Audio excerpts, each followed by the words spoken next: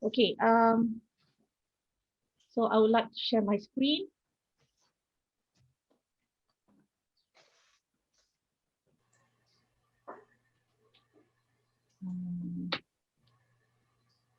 Sorry, I am not very familiar with Zoom. Okay. Boleh ke? Nurhayati boleh ke? Can you see my screen? Belum lagi. Okay, saya dah share. Tak apa. Cuba lagi. You klik dekat, dah share screen belum? Share screen, okay. Yes, share screen, klik dekat, ya. Okay. So can you see my Yes. screen now? Okay, cuma you klik dekat bawah tu. Dekat yang full punya. Yes. Okay, clear? Nurhayati. Is it clear? Boleh nampak screen you. Okay, thank you. So this is my topic for this is my my topic studies. This is the employees' perception in hiring decision pertaining to people with a disability. So I would like to start my presentation with first with introduction, second with objective and research question. The third one will be literature review, a summary of literature review. The fourth is methodology. Next, result analysis, discussion, and last is conclusion. Okay. As an introduction, tourism industry is known as one of the service sector which can contribute to Malaysia economy due to the high number of tourist arrival and tourists. Visit Malaysia 2020 campaign in numerous markets has targeted 36 million tourists and 168 trillion ringgit Malaysia in tourism by 2020. In the third quarter of 2019, service sectors was set as the largest contributor of jobs, which contribute 51.7% and field jobs 52.5%. This is by Department of Statistics Malaysia 2009. Since the demand of tourism activities is increasing, the demand for hotel industry is also increasing. Point out Kim 2017 point out that 20% of the jobs in the service sector are in the hotel industry.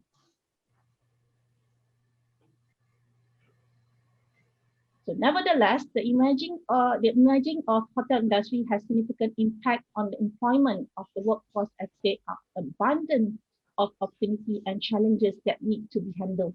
So high employee turnover is continuous issues in hospitality industry because of the nature of the job, which indirectly affected labor cost and shortage of labor by Wu, Sung, and Yong 2019. As an alternative, hiring people with disabilities can help employees since people with disability exhibit lower turnover rate, loyal, and dependent employees which also perform on par with non-disabled employees by Khan, Srivanas, and 2016.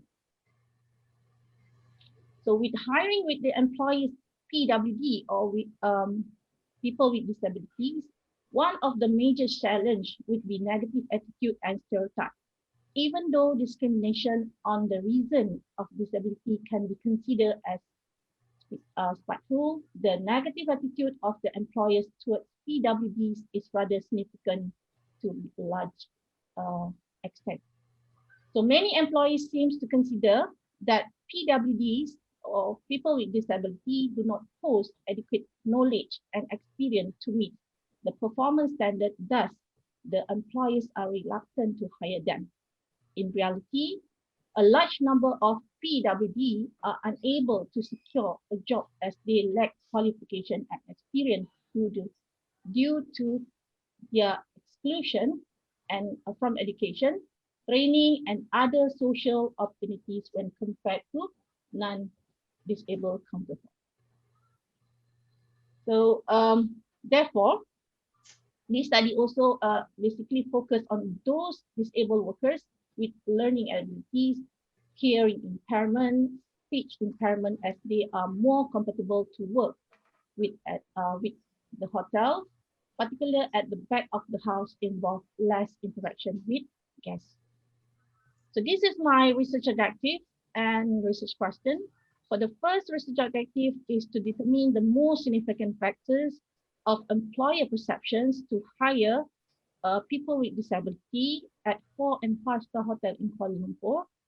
And second objective is to examine the relationship between the employees' perceptions to hire employers' hiring decisions to people with disability at 4 and 5-star hotel in Kuala Lumpur. For research question, the first one, what is the most significant of employers' perceptions to hire with disability, people with disability at 4 and 5-star hotel in Kuala Lumpur? And number two, does employer perceptions to hire has a significant impact on employers' hiring decisions to people with disability at 4 and 5-star hotels in Kuala Lumpur? So this is a lecture review. So basically, this is also my framework. The gender, type of disability, work performance concern, and employee guest concern is my IV, and my DV is employer decisions to hire.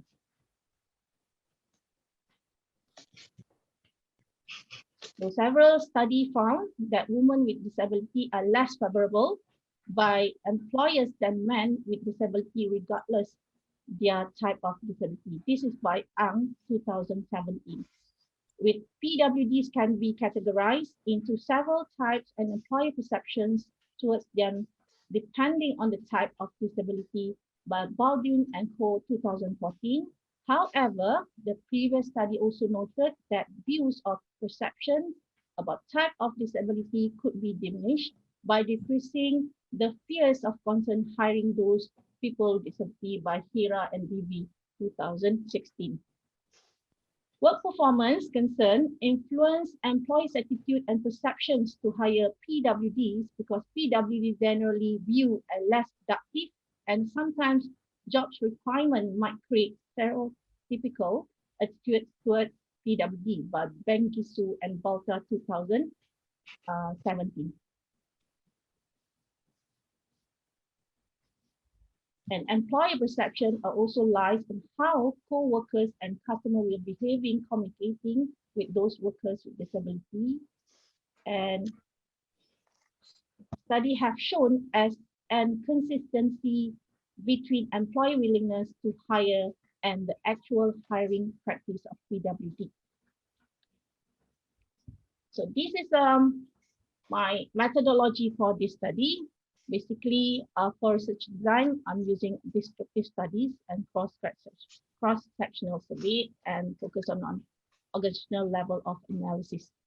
So my population is at employers of 4 and 5-star hotel in Kuala Lumpur. I'm using sensor sampling method. This is due to the MCO because basically 70 hotels are listed by tourism statistic 4 and 5-star in Kuala Lumpur, and we conducted the respondent is among the HR manager, and only 35 return respondent because at that time most of the hotel in Kuala Lumpur are closing down. And data collection, I'm using quantitative research by distributing the questionnaire to the Google form link, okay, and I email it to all the HR. Before I email it, I contacted the HR manager to get permission to conduct the survey. So data analysis by using SPSS, we are research using the analysis, reliability analysis, and multiple linear regression analysis. So we move into result analysis. So on the result analysis, we found that this is a frequency. Gender found most of the respondents are male, 57.1%, and female is 42.9%. So for age is 31.6 years old is 51%, and 37 to 42 years old is 40%, basically from the respondent. So based on education level, degree 54.3%, master 40%. So job title, basically HR manager. So that's why the percentage is higher, 91.3%. And years of experience, most of the HR manager of the respondent have experience more than 11 years. So years of experience, 1 to 2 is only 68.6%. So organization size, this is a basically large because this is focusing on the 4 and 5-star hotel. So this is based on the survey, we found that only among the 35 respondents, only 42.9% have employed the disabled people with disabled to working in the hotel. So this is a result for multiple linear regression. Before that, I'll go to descriptive and statistic. This is the mean score. So basically, what we found is employee decision to hire PWD or people with disability in their organization, and the means value of the perception dimension is about above the satisfactory level. Based on this coefficient, it seems that from the beta value that employees' perception on the type of disability was the most important dimension for employers' perception, followed by employees' perception on gender of people with disability. So one factor that were not significant to the employees' decision to hire. In short, the higher of the beta coefficient, the higher of the importance of employee perceptions to the employer decision to hire. So as a discussion, the result shows that employer perception on the type of disability is the main predictor that influence employee decision values of 0.918. So data reveal that employers weighted males with disability and females with disability differently on different matters.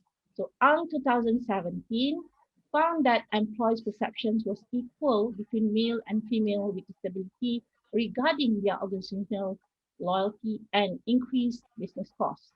So employees' perceptions to hire people with disability varies depending on the type of disability by Chun 2015 and Hera and Debbie 2016.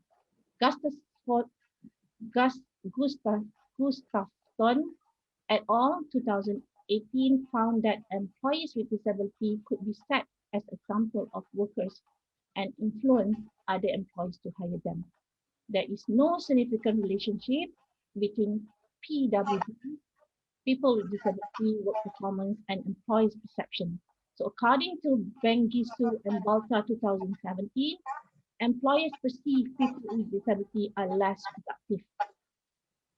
So Hera and Devi 2016 stated that employers who have expressed their decision to hire people with disability for some concern pertaining to co-workers and guest concern. As a conclusion, from the finding of the study and what has been discussed, the researcher can conclude that employer perceptions, which include perception on gender of disability, disabled workers, perception on the type of disability of the disabled workers, perception and co-workers and guest concern towards the disabled workers have significant relationships towards employee hiring decision. So among those dimensions, employer perceptions on type of disability of PWDs is the most important dimension to measure employee perceptions toward their hiring decision. So thank you.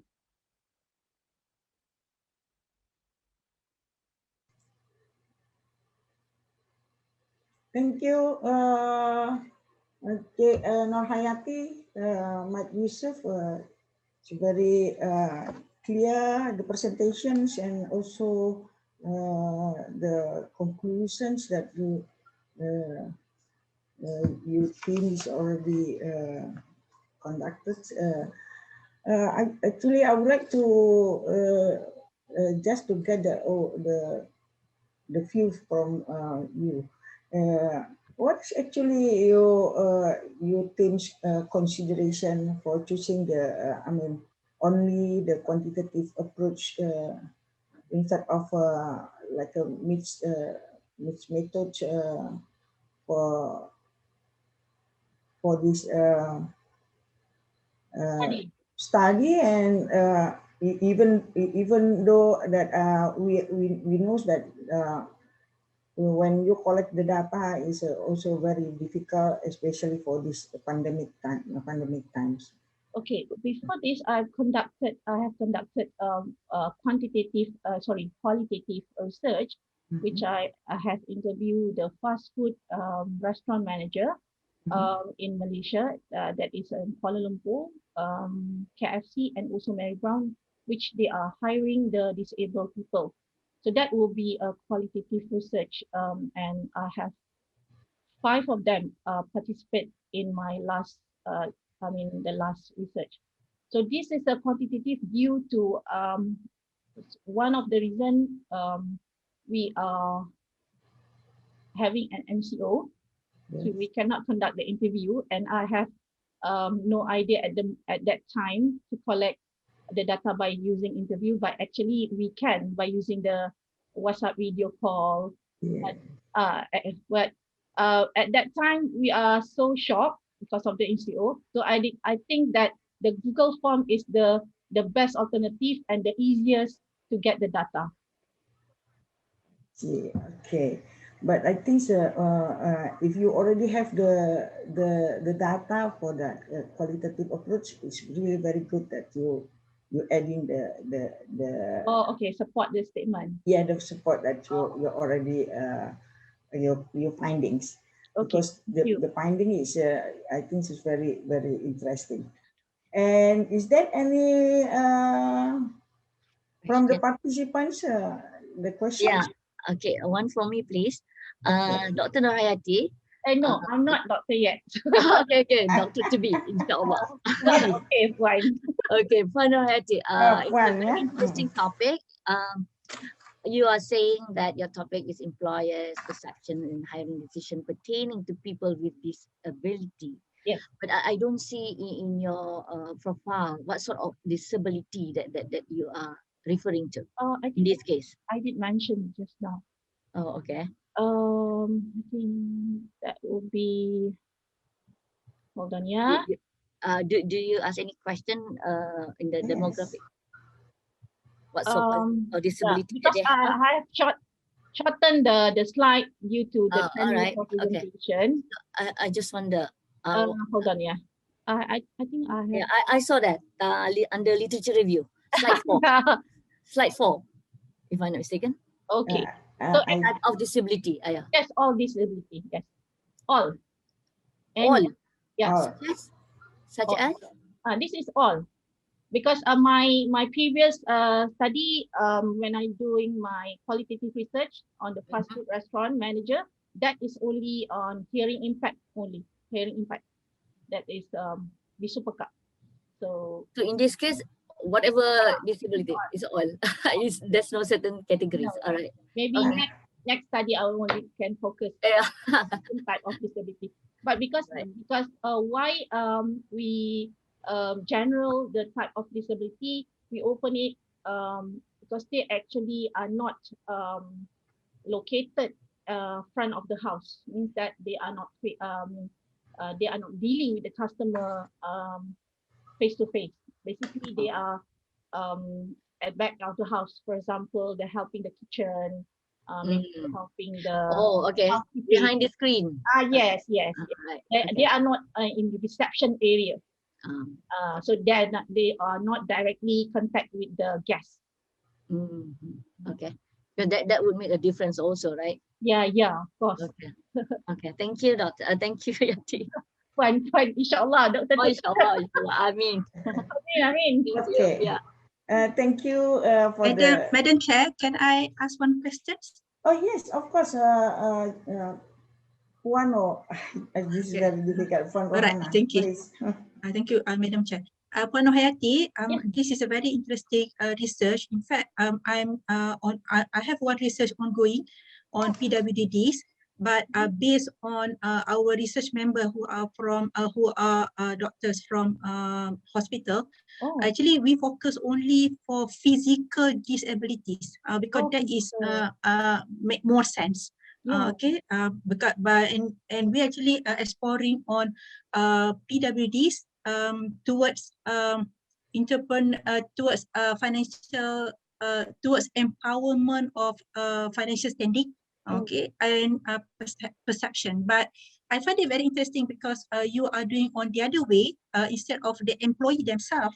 So you're actually looking on employer. Oh, yeah. My first question, in terms of your population, you mentioned about these few hotels. What is your population base like, and what is your cut-off point to accept that this is a number that are suitable for your data analysis?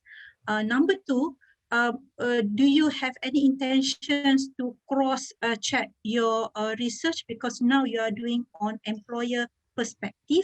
How about from the perspective of that PWDs themselves? okay. That's my questions that I would like to pose to you. Okay. I would like to answer the second question first. Okay, the second question, I have conducted, I think that was 2010, when I was uh, as a student, master students, I conducted this disability research. The research is basically the employability level of hearing impact graduates.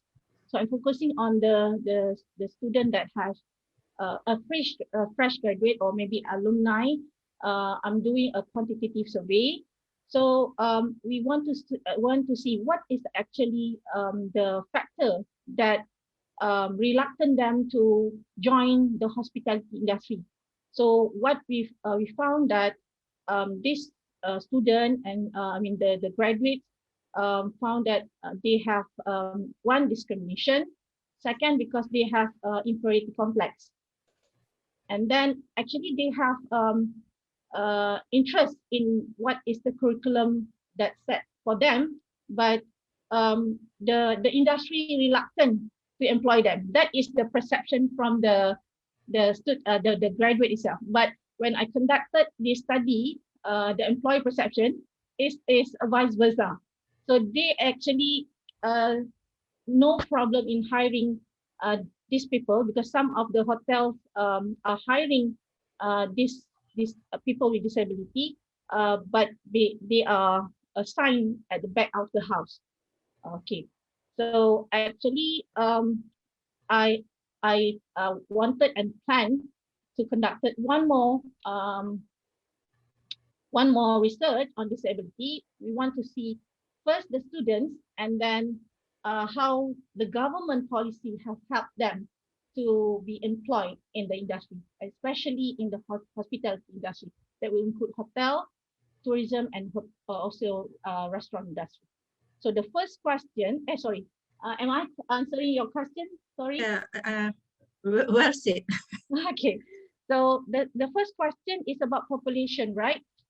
So the population, hold on, okay, this population. Okay, the 72 hotel is selected based on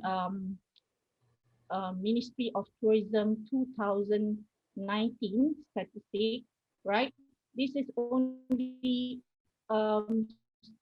specifically for 4 and 5 star hotel in Kuala Lumpur. Why I mean choosing this hotel, because Department Euromonitor Malaysia 2000 sorry Euromonitor International 2020 had mentioned that Kuala Lumpur has ranked number 10 in the world that received 12.3 million visitor of tourist arrival. So that's why I'm focusing on only 4 and 5 star hotels. And about why is 72 is sufficient enough for this study is because actually this is because of time constraint and because of the MCO.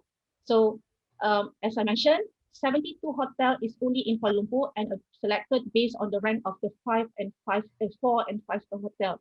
and only 35 written respondents because we have waited for about 3 months to get the respondent get back. I mean the written the email. Even though we have contacted, and some of the employers are reluctant to be a respondent. That's why we only have 35 written respondents. And when we talk about census sampling method, why we are using census sampling method? Because we are this is the only 72 among the 72 is our population. So we are using census sampling method because only we cannot take outside of 72 the pilot test. So we are using a pre-test. Okay, and then sufficient. Okay, and then what another question? I think that's good enough because I have Okay. more other questions, but I do not want actually to disturb the schedule. But perhaps later on we can have outside of the room for more discussion. But congratulations to you, Puan. Thank you so much. Thank you for the question. So I come, Prof. Uh, I'm Dr. Zul from USM Kelantan. But I know time is about time. I mean, out of time. But I just like to ask one important question from Puan Nayati. Yeah. Okay.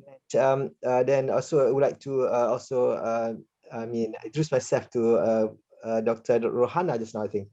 Yeah. So I have actually it is the Nayati's presentation is very interesting because employment issues among people with disabilities in Malaysia is the main issue now, because that is the main way to make them equal. I mean, inclusive into the community. Yeah, because that is the key point, the entrance point. But my question is, because I'm a USM, we have a disability transfer unit, which we have empowerment program, but we focus on people with intellectual disability. Oh, okay. So I think it's a bit different, but I would like to know, when you do the survey in terms from the hotel, how they find about receiving people with intellectual disabilities? Oh. When I did this project replicate this project in Penang, they were very supportive, but but then because of the MCO, I mean the current situation that make it worse. Yeah, can you share about that, Fanati? Thank you. Yeah, I think Puan Nayati, could you give just a short response for this, because we're running out of time. Okay, just to confirm, Dr. Zul. Yes. You're asking about the experience. Yes. Okay, the experience of conducting the survey. No, I mean the barriers from the hotel perspective on receiving children. Oh, okay. So basically, one of it is because of the training cost. Oh, training cost. The training cost. Oh, I see. Yeah, the training cost, and then in terms of the instruction given by the superior means that the superior, when they give instruction, sometimes they are a bit slow compared to the normal people. Great then, because just for information, I think if Dr. Rana also and then Hati, we could, because I have like a module to train people with intellectual disability under, we call that the supported employment, which is we can deal with people with disabilities, intellectual disabilities who are very slow. So I think if we could show to them that these people they're slow, but then if we give a provided very good support, that work. Yeah. Yes. So they could sustain the cases that we did in Penang. They still sustain the work at the moment. Yeah, because they can the employee claim they are loyal. Oh, okay. I think we are already running out of time, and I think the discussion is actually is not in your study. I hope that later on you and Cik Zulkifli and also Puan Rohana can make a small discussions together, because your interest is the same. Okay, thank you very much for Nur Hayati, Mike Yusuf, very good presentations, also very interesting study. Thank you. so much. Okay. Now we call now you turn Cik Muhammad Zulkifli Abdul Rahim with all the teams. The topic is wheelchair skill training scoping review. The floor is yours, Cik Zulkifli. All right. Cik, or I Thank don't you. know. Yeah. So I'm sharing the slides now. All right. By the way, I just interrupt just now. I continue with this discussion. Penalty, yeah. So my email I just sent to in the chat box, so we can keep in touch after this. That's Yeah. good. Okay, thank you. Yeah, that's good. Okay. Because very interesting. So okay, I'll start my discussion. So today, actually, I would like to start with presenting one of the project, because I am from Disability Transformation Unit, School of High Sciences USM. We have several projects that to empower people with disabilities, including the employment, sorry. Economic transformation program, employment program, then we have geriatric program as well, and then children with disabilities. But today I would like to share one of the projects that is on wheelchair skills training, scoping review. Yeah, so this project is actually grants supported by Malaysian Research University Network grants, which is a collaboration between USM, University of Science Malaysia, and University of Technology Mara. So the team members that work on this scoping review is myself and Nurul Akrami Ibrahim, as well as Dr. Ahmad Zamir Chidaw from UITM. So this is one component of the project scoping review under research grant that is for the project of wheelchair modification, innovation, and training. All right. All right. Okay. So, ladies and gentlemen, so wheelchair is one of the most common mobility aids for people with disabilities, and wheelchair is being used widely. It is estimated 1% of the world population require a wheelchair, which in Malaysia, with 32 million population, we can estimate 330,000 wheelchair users. However, the number that we could see, the people wheelchair users that registered, is very limited. I haven't, when I did this research, yeah, in Kelantan, it is very difficult to find people who use the wheelchair, and until we have difficulty to do the data collection, and then worse because of the MCO right now. But yeah, that is the different the different point. Then also we found that only about 50% of wheelchair users receive wheelchair training. Right, so that is the mark of the issue. Yes, there are lots of people using wheelchair, but then very limited who have received wheelchair. So we found that there are two reasons. One, there are a wrong perception that saying that wheelchair is a kind of one size fits all. Everything that is it is people with disabilities. Okay, so now this is a wheelchair, which is incorrect at all, then become harmful to the patients and user, because a wheelchair has a different size, has different types according to the disability and according to the type. According to the needs of the patients, what are they you would like to use the wheelchair for? Yeah, so a sport wheelchair, recline wheelchair, and so on. So because of the limited knowledge and perception about this, so that's why people just simply give a wheelchair, and then most consideration, justification to buy a wheelchair is this price, not about the usability of the wheelchair. All right, so there is a different, I mean, that is the part of the main project that we are doing. But for this project, we have conducted a scoping review to investigate the issue of this issue. Yeah, so the focus now that we do is to research objective is to examine the available evidence and knowledge gaps on wheelchair skill training among people with disabilities. Right, so we used a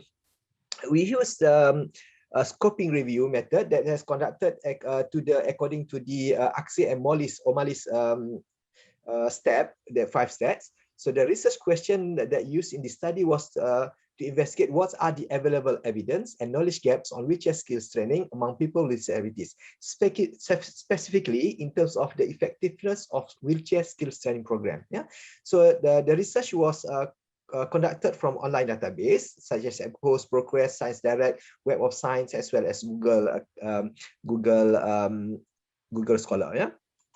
All right.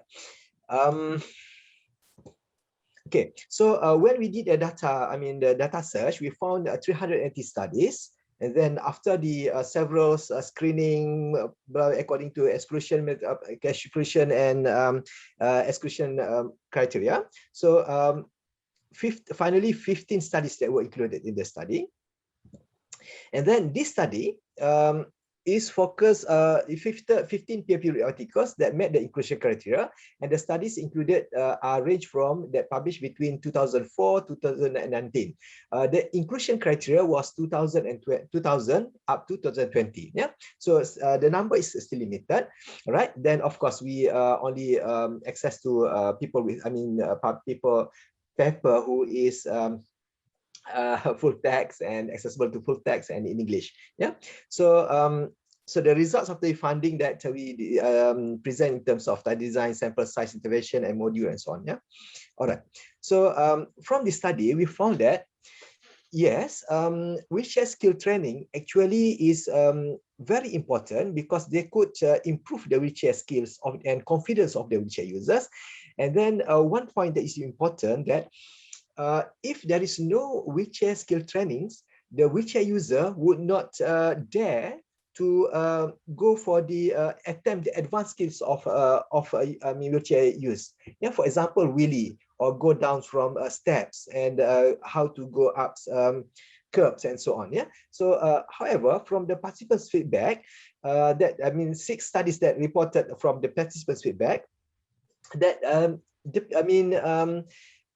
wheelchair user enjoy the training because it's like it's fun actually, and then so that could motivate. And then from the observation as well, that from the researchers' observation during the training, it's also found that the participants are motivated, including the caretakers. Yeah, and then with the scoping review also found that 2 type of tests that were used in this to investigate the effectiveness of the wheelchair skills training. One they use is wheelchair skill test. Yeah, wheelchair skill test that is administered by the tester, yeah, by the trainer. And then the second outcome measure was used is wheelchair skill test Q. That is questionnaire. So there is a self-administered where the patients, the wheelchair users themselves give a rating to the skills that they have learned. All right. So when we do the discussion, it was found that wheelchair skills training is more effective than the standard available. So the interventions, the wheelchair skill trainings that being used is from the World Health Organization. Then they found that this method is very effective. Yeah, so it's very effective. And then interestingly, the training effective in terms to improve the health, because when they use a wheelchair correctly, they become less risk of injury, and then become more active and feel more healthy. And then they also improve the participations. Yeah, because with the wheelchair, they can use the wheelchair effectively. The less they use the wheelchair less energy, then they become more effective and for participation. And then there is one skill that is very important. Wheelie, for example, yeah, it's very important in handling a wheelchair, because when you can wheelie, you can maneuver the wheelchair, although it is in the place that is not cement. Yeah, because of that control. Because if you use the usual one with the caster in front, the caster will stuck in the sand or something. Yeah, so that is one important of how wheelchair skills training could improve participation. Right. Then wheelchair skill performance as well, because wheelchair skill, there are skills that if you train, then you can maneuver the wheelchair in a small space. And if you choose the right wheelchair, for example, sport wheelchair, then you can use in very easily in the office and so on. So because if you lack in wheelchair skills, then a lot of things that you cannot do, then you require lots of help from people. Yeah. Then one important point that was found in this study that when someone who can use wheelchair effectively, then the quality of life also improve. Yeah. All right, I think I have that along. So in conclusion, this coffee review managed to provide evidence and gap of knowledge in terms of effectiveness of wheelchair skill training through that we have gathered through the participant report, through the researchers' observation, as well as through the standardized outcome measures. So all three measures are supporting towards the effectiveness of wheelchair skill training. So the review also shows that the wheelchair skill training is effective to improve wheelchair skill performance and the safe use of wheelchair. Then this scoping review providing evidence on the benefit and supported the need and importance to develop a structured wheelchair training program. So then this scoping review hopefully could be used by the healthcare practitioners to apply the specific wheelchair skills or to justify the importance of wheelchair skills training in their rehabilitation. Yeah. So, however, because this review was not a rigorous as comprehensive compared to systematic review, possibly the systematic review would further help in terms of finding the to do the review in a structured and extensive review. Right, I think that's all. So that is all the references. And then thank you very much. Then I would take on behalf of the research team, would like to extend acknowledgement to Malaysian Research University Network for the grants, which is from the Ministry of Higher Education, and also congratulations to the organizing committee for the conference organizer for this smooth event, despite we conduct remotely. Thank you very much from Kelantan. I'm presenting from Kelantan. Thank you. Back to Prof. Ningsih. Okay, thank you. Zulkifli or Dr. Zulkifli? Never mind, both I can. You just call me. Because it's very confusing. No problem. I think it's very interesting studies, and the presentation is also very clear. But I would like just to get your opinion then. In the context of the wheelchair training, it is indeed effective to improve the wheelchair skill of the users and also the caregivers. Okay. After you make literature studies, it's already very clear.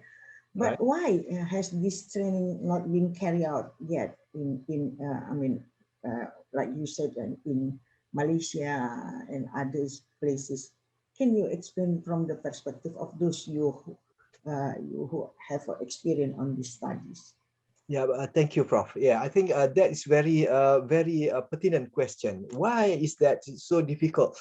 This one, one is because, as I mentioned earlier, people take for granted because they think that wheelchair is a one size fits all, right? So everybody can use wheelchair. It's very easy, yeah. Which is actually is dangerous. Yeah, I just add. Possibly I have another.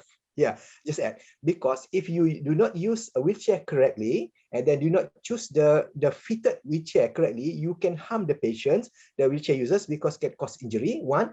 And then because of the wheelchair users is usually spend long time in the wheelchair, then could lead to the secondary disability. All right. So to answer your question, why? One is there is no system. There is no system. In Malaysia at the moment, there is a Malaysia at the moment.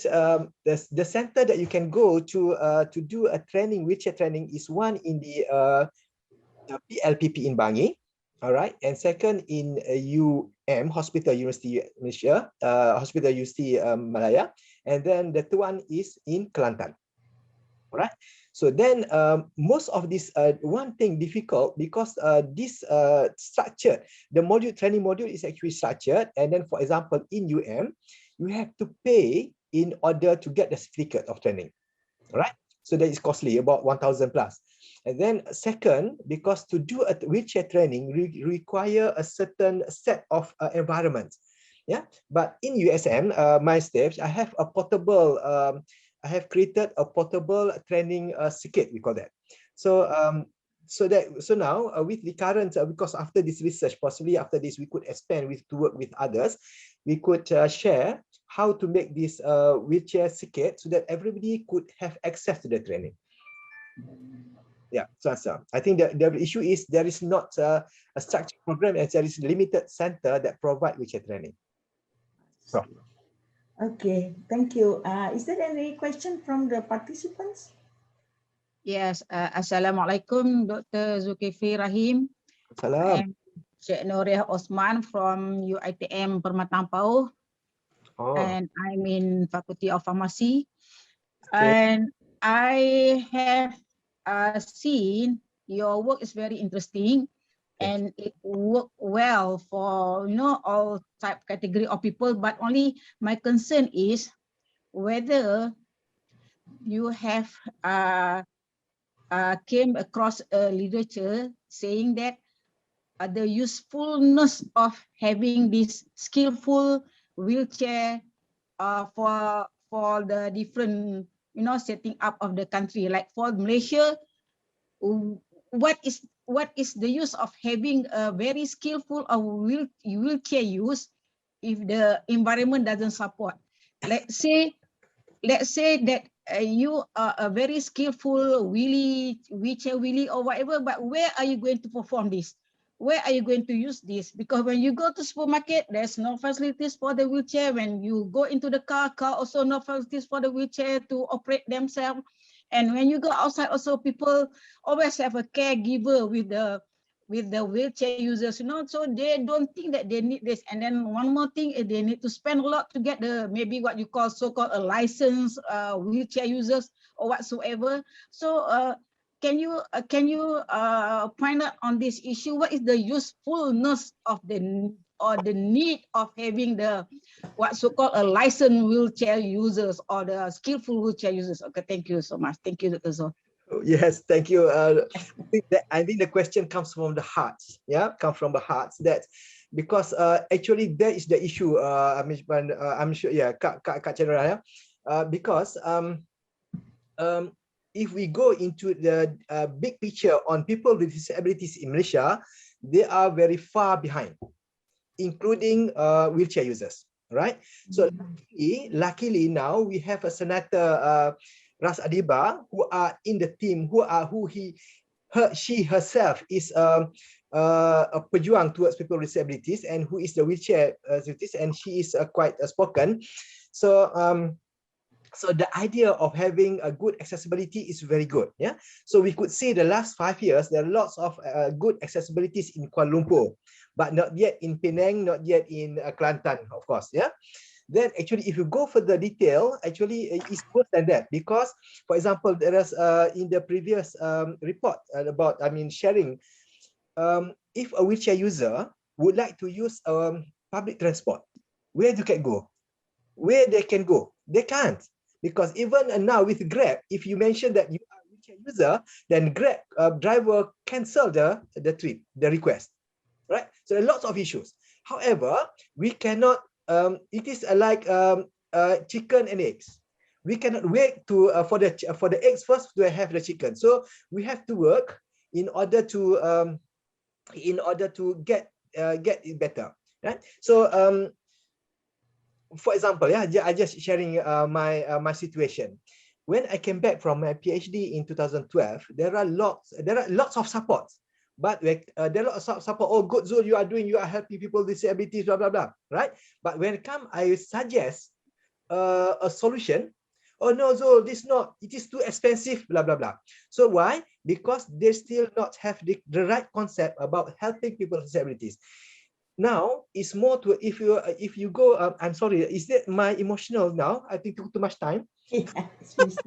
I'm sorry again. Okay. But It's okay. I like to listen You to still that. have time. Yeah, because what's happened now is people just give help to people with disabilities by providing we got social support by give financial. Actually, that is not the real issue. That is not the real solution. The real solution is what is the program that could empower these people of disabilities. All right. So like Prof. Nurhati, Puan Nurhati mentioned just now, she is investigating the problems Yes, that is the challenge. But is there any specific programs that people with disability could go and then they could find a job? So that is the issue. I mean, the system, how to help them. So that is the fundamentals of disability transformation unit in Kubangkrean in Kelantan. To setting a program so that we can replicate, so can work together in order to give a solution, to offer a solution for people with disabilities. So in this instance is providing a training program for wheelchair users. All right. I think Okay. that answer your Yeah, yeah. question of Kak Radia. Yeah. I see the thing that you see also. Only thing is what I suggest, since you are from University Science Malaysia, is always have heard, the whatever was out by the Apex University is always heard by the government. Maybe what you can do, maybe we can like you attend also, we have the OKU center, Yeah. if we in the USM and you attend meeting voice out this in the higher level, maybe they should consider some proper like downgrade the instruction, like Yeah.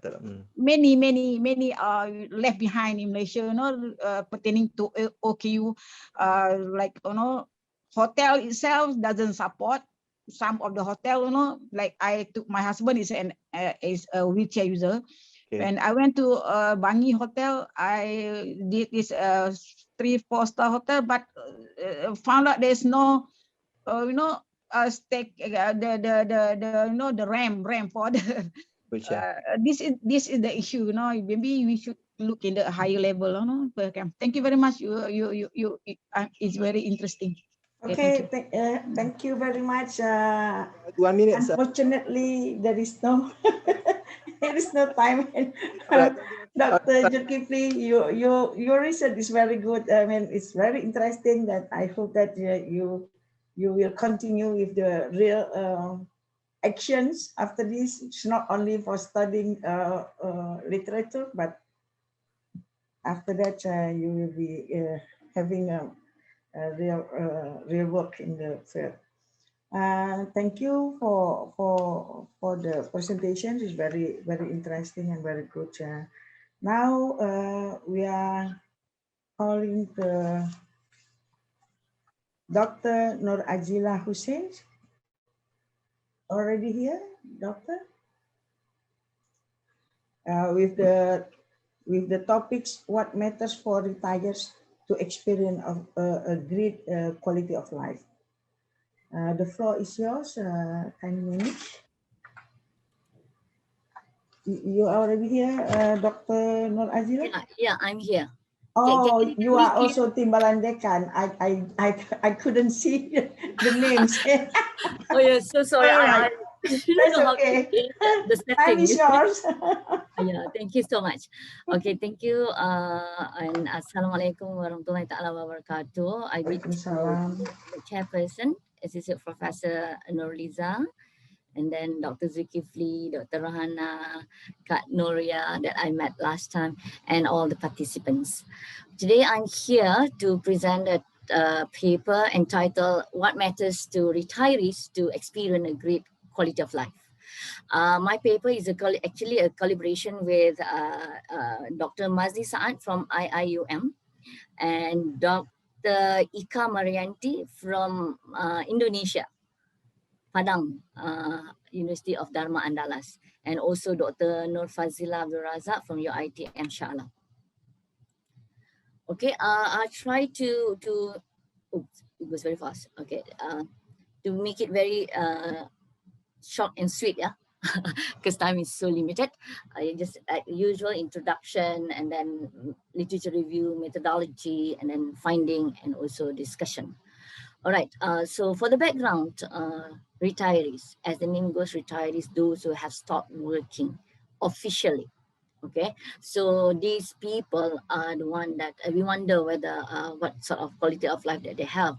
So based on the literature, I found out the 3 important IV that affects their DV. Okay, those are the talking about financial independence. You see whether they have enough saving, investment, and adequate pension money, because it depends on the those what sort of work that they work before. You see, if they work in the government, they will get pension monthly about the last, about 60% or 50% of the last drawn pay what they had earlier. But then for those from private, they might have, they don't have the pension, but they do have the EPF, Employee Provident Fund money. All right. And then to some people, retirement is a good time for them. Really, they feel relaxed, you see, because it's no more responsibilities, free from debt and able to relax. But to some, this is another way around. You see, this is the time that they feel, because they don't get as much money as they used to. So they have the financial constraint, and sometimes they are lonely. And you see, as they age, normally age and back with the illness, they come as you go older. There are most likely that you are not that well, okay, compared when you were working before. So this is the background that I have talked earlier. Okay, what is really the problem here? So in terms of the people, those who have retired, normally, you know, time is running out. They know it doesn't mean that they are, the older they are, the more chances they get to die is higher. You see, everybody dies at no time. We do not know when is it, but then the expenses, life expectancy is shorter. See, so also the money is running out. See, no income is not as much as before, and also the looking at the situation right now, the economic is growing, so maybe inflation is there. So these are the problems that that concern of the retirees. So that's why so this study specifically we want to focus on the quality of life for retirees in Selangor. Selangor is one of the biggest state in Malaysia, one of the robust state in Malaysia. All right. So specifically, we want to see the relationship between the IVs or the financial resources, and then emotional, and also the healthcare related to quality of life. Okay, these are the literature reviews specifically talking about quality of life. So this guy Amorim et al. Talking about when you quality of life, actually it focuses on the human virtues and quality. See whether you are sick or not sick, but it's all positively thinking. So this is about quality of life. Jacobson says that actually for those who have just retired may have the same quality of life just before they have just finished working. And then Jung and Zoe said that actually quality of life, it depends on your perception. If you think that you have a good quality life, you do have it. But if you think otherwise, that's what you are. It's just like, you know, the other version saying you are what you eat, but here you are what you think. All right. So Dahlan saying that there are Dahlan and Schlossberg. They are saying this is in their study saying that the retirees actually they are feeling more burdensome because maybe they used to work and then suddenly they stay at home, and then the house that they are staying, the families are there, and they are also feel burdened because some of them have the responsibility of taking babysitting the grandchildren. So this is different kind of pressure that they have. All right. So Burton saying that there are also retirees, those who felt very boring, got nothing else to do, you see. And there are times they feel useless because they are not wanted. Nobody asks them for help. Nobody asks them for any kind of responsibilities. So these are the feeling, emotion that they have, see. Maybe Amorim and et al. Was saying the same thing, because from their studies saying that these retirees, they are not really happy. You see, they are feeling once they're retired, they feel they go through hell. That was that was the phrase that they say in the study, saying that too lonely, and then they do not want others to know about that, so they feel so embarrassed to talk about it. So these are the stories of quality of life. So for the literature review talking about financial resources, I got the latest one. Kagan say that nowadays Because of the lower interest rate, it reduced the retirement income by lower gross sales for saving accounts and also assets. Hawkins, on the other line, saying that actually financial planning actually is really good because you need to save the money for the future. In this case, future is the retirement itself. So why?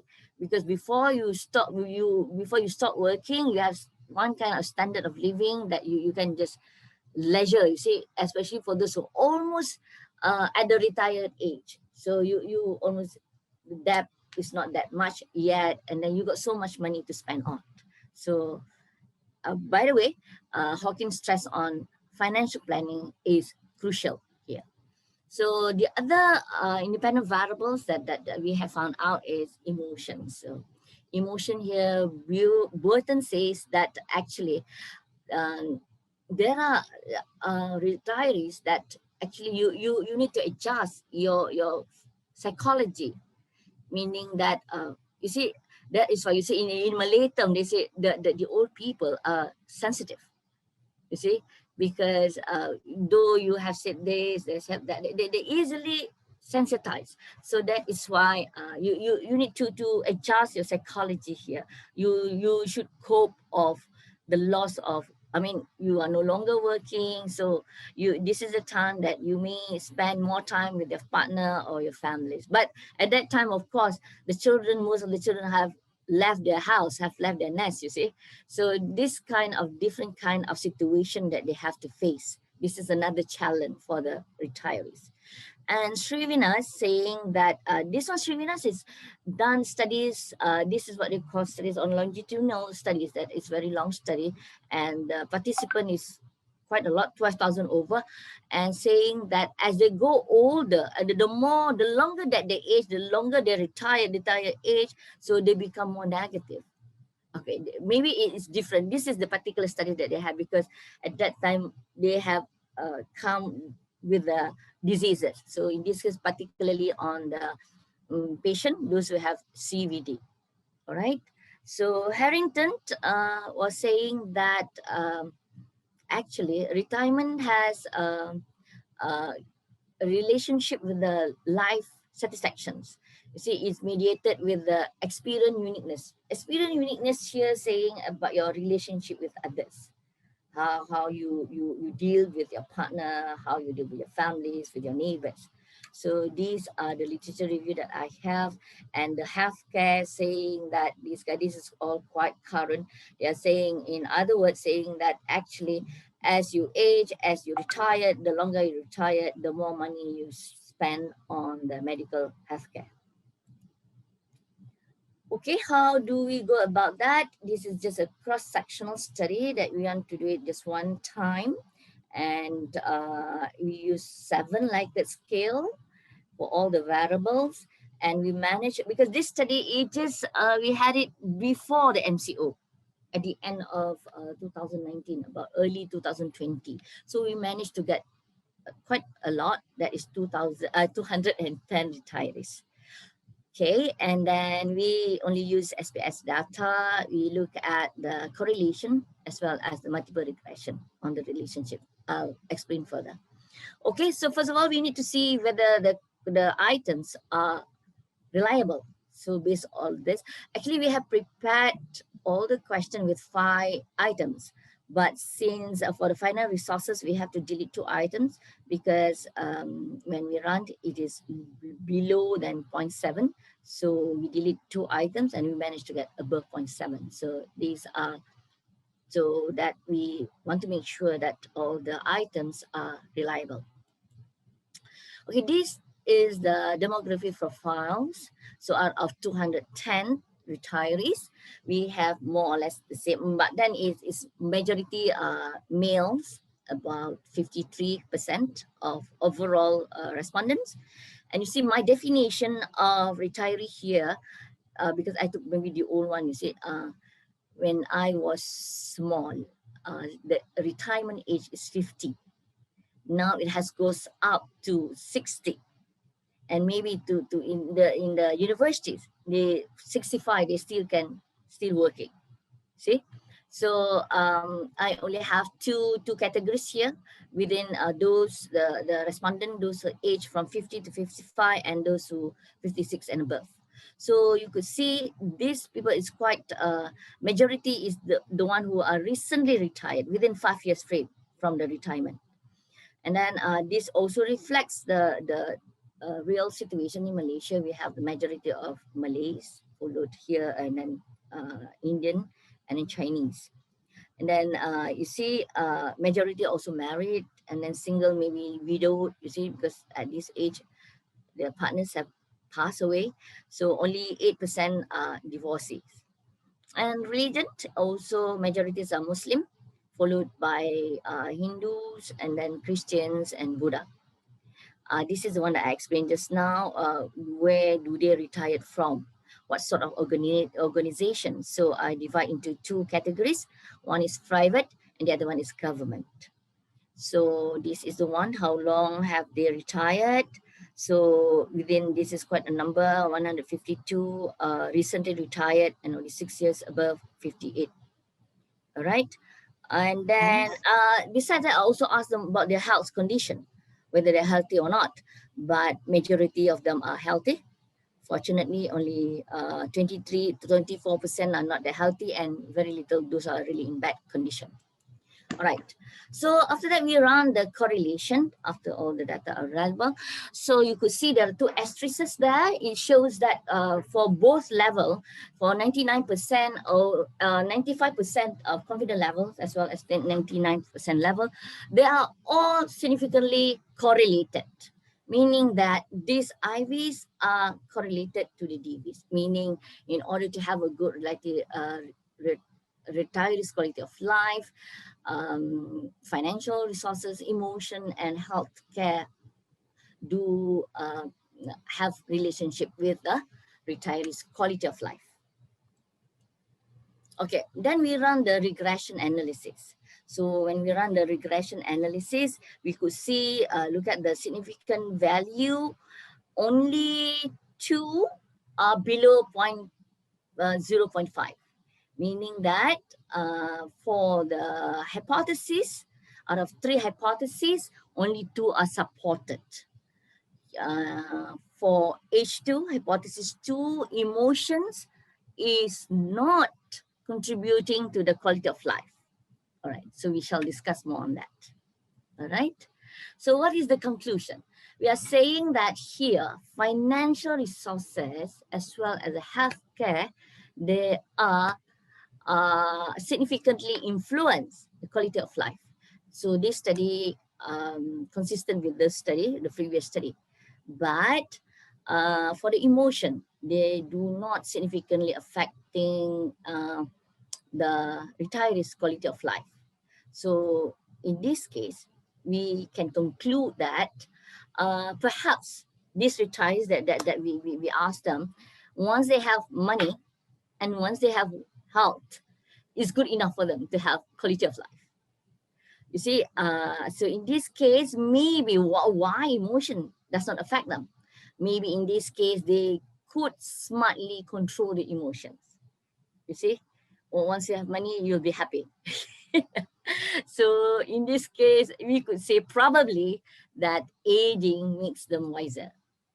Right? Saying that, okay, it's good enough for me to have enough saving, enough money, and then my health is good at this age. So therefore, I have a good quality of life.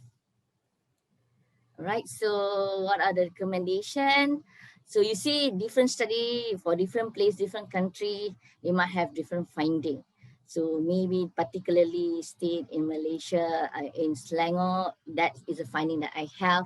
Those 2 out of 3 independent variables are supporting the hypothesis, and yet emotion does not affect.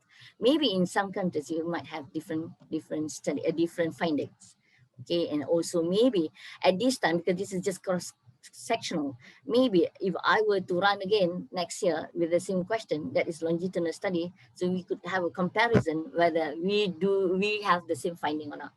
You see, so maybe we could have other variables such as maybe the profile of the We could add in mediator or moderator.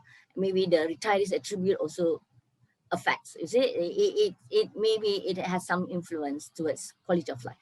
So those are the recommendation. So what are the implications of this study? So of course, this is just a general knowledge, addition of the body to the knowledge body. Then we could see here financial and health management are crucial.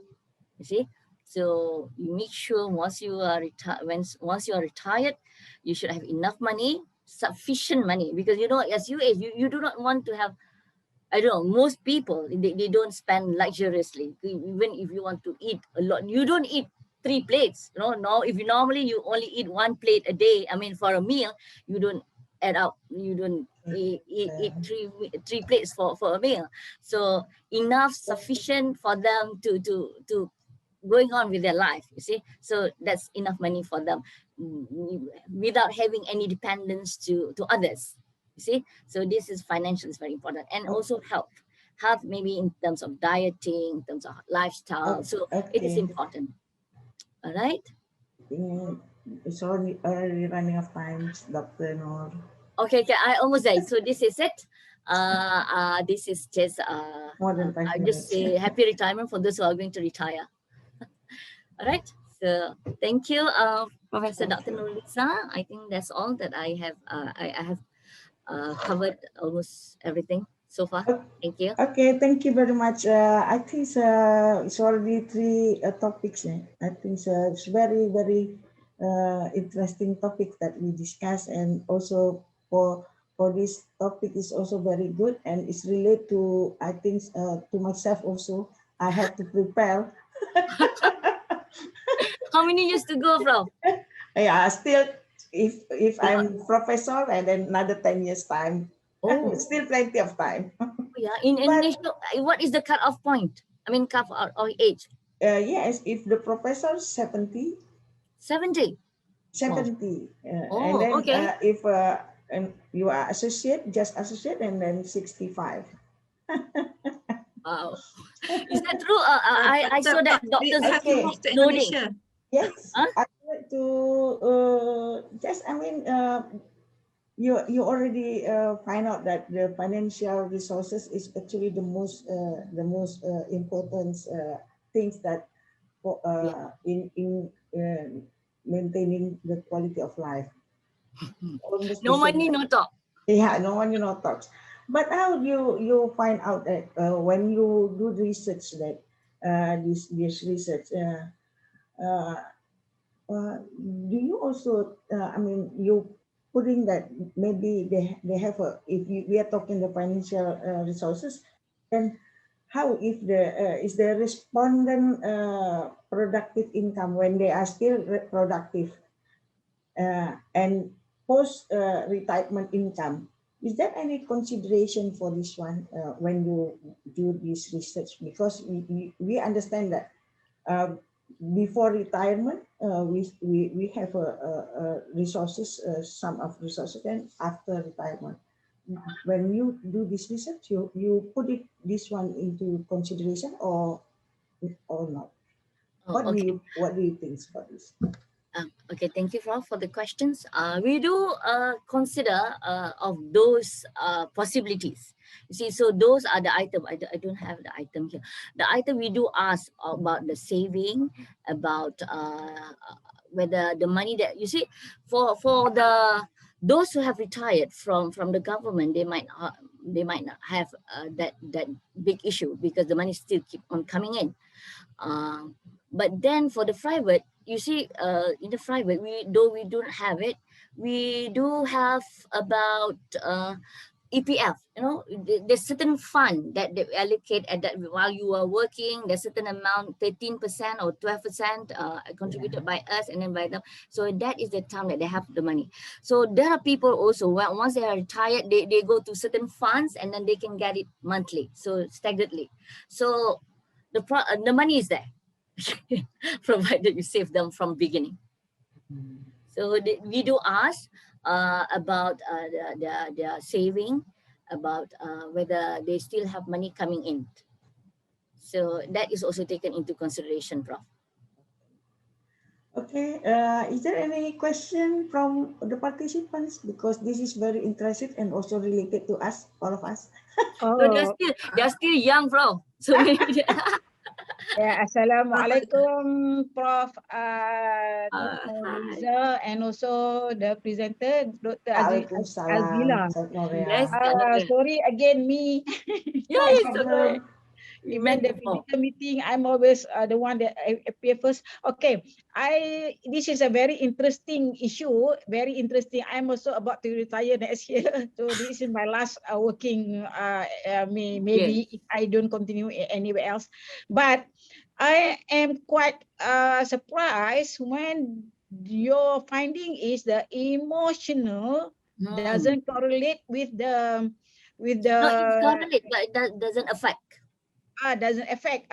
So I just wonder what the age limit that you studied on. Is it just immediately after retirement or toward the end of life of retirement?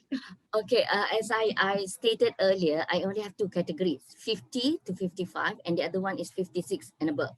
So maybe regarding to your question, I could go back and run the t-test, see whether is there any differences between these two groups. You see, so these are the age that I have, just 50 to 55, and then the other one 50 above. So it could be 70, it could be whoever that is 56 and above. Okay, all right, it's clear. Only thing is I would like you to keep an alert on this, because not at the retirement age, not the money is the talk, no money, no talk is not an issue anymore. Yes, Yeah, it's Choose not, some no people. money, no talk is not an issue for the retired people, because we have money, we have everything, but we still need the support from the family. The emotional value is still a crucial at the end of retirement. Therefore, during the COVID, many elderly went down to become amnesia and then insomnia because of they don't have support from the family. So this Psychological support. issue need to be relook. Yes, Because further studies, maybe yes, qualitative studies. Yeah, yeah. Okay, yeah, thank I you very agree much. with you. Yeah, May I interrupt? yeah, Yes, go ahead. please. This is interesting point findings, yeah, Dr. Azutaya. But I think because of the age that makes Yeah, the matters. next one. So I think yes, it is important for you to go and again analyze data according to the age. And I think when you go into the later age, that emotional is very important because they lonely, Yeah. they have no friends because all their friends has died and so on. Then because when you newly retired, you have still lots of fun. Yes, that's why they're happy. That's why they're happy, right? And then when you go further, then because of the lack of activities, then become reduced and then require more support that got cost that. Yeah. True, I agree with you. I think it is interesting, but Yeah, that is the reason. You yeah. see, my respondents, 60% are those are really almost 60%. Those are just recently retired. Okay, they feel happy, no more responsibilities, and the money, a lot of money there, still there. So maybe that is the cause of the finding. Maybe And different finding later. yes, and the health condition also. Once you just retired, maybe you are still, Yeah, still can okay. travel everywhere, here, go and there, Yeah, happy. correct. But at the end of retirement, when after 60, you start get sakit lutut here, sakit there, you cannot go anywhere. Maybe you feel lying in bed, You are right. expecting people to come and visit you, but people don't care about you anymore because they are also busy with their lives. So this is the time when we have to support them. Find a way to support these people at the late age of retirement. I totally agree with you. Lisa, I have something to say. Okay. As time goes by, you are almost forgotten. Yes, I think thank you very much, Dr. Nel. Somebody would like to say something, bro. Yes. I'm Dr. Sarifa. I have something to say. Can I say something? Do we have time? The time is actually we don't have time anymore. Oh, really? This is a retiree speaking. Okay, I give you a minute. I have retired and I am 62. Okay. You look young. I mean, not at the age of Dr. 62. Azila, I do agree with Dr. Zul and Cik Noria just now regarding the age, because I see that your sample here, majority are 50 to 55 years, which Yes. are really Recently retired. young. That is young. Young, Yes. Not retired time, like Even if they not have retired retired, yet. but they are young, and young people, they still do not have much health problems. Yeah, And especially health. yes, and most of them still have their spouses around and their families around them. So I think that's why your result is, where Like that, emotion yes. is not significantly correlated. Emotion, yes. And I think if you have another sample, if you carry out this on another sample where you have your respondents who are above 60 years old. A lot older. Majority above 60 years old, 70 years yes. old, The then finding will be different. yes, you will have a different findings. Yeah. For I sure. could have you one of the respondents, Prof. Yes, sure. I can be one of your respondents. But nevertheless, I would like to say I am very happy as a retiree and I have quality of life. Thank you. Thank All you. right. Alhamdulillah. Alhamdulillah. Okay. Prof Genting, Prof Nurisa, ini saya ini. Boleh tak dapat 30 second? Boleh lah, karena yang boleh. Let me see your face, doctor. Yeah, I would like to see your face, and then I give you a minute after I see your face. There's a condition. Yeah. Okay. Let me show my face. Of course, to the researcher, Timbalan Dekan Pasca Silvaza. Sorry, I lost your Nur. Is it Nur Hayat or someone? Nur Azila. Right. Nur Azila. Nur Azila. Okay, I think you have done a good research over here, which is very much relevant to, I mean, at least myself and a few of our friends are over here as well. And perhaps I would like to know whether, their religious belief or affiliation actually being what they call correlates, any kind of emotional level or emotional dimension as far as your research is concerned. So I think even if you are from a Muslim community, that could be also give an effect. Maybe that could be one variable where it can be shown over here. Yeah. Okay.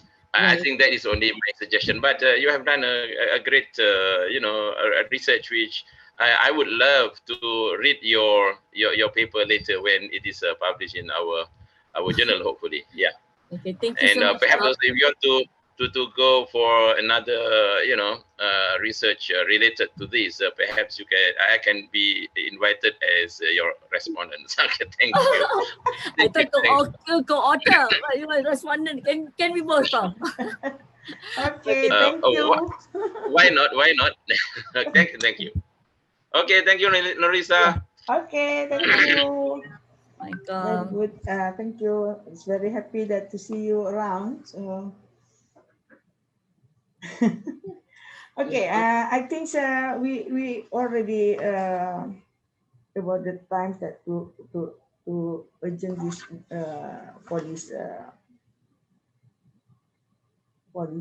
study. Yeah, for Dr. Nur Azila, I think it's very good research, and hopefully there is a few I think input that you also can enrich your research after this. And now we come to we call Doctor or Puan Sarifah. Puan Sarifah?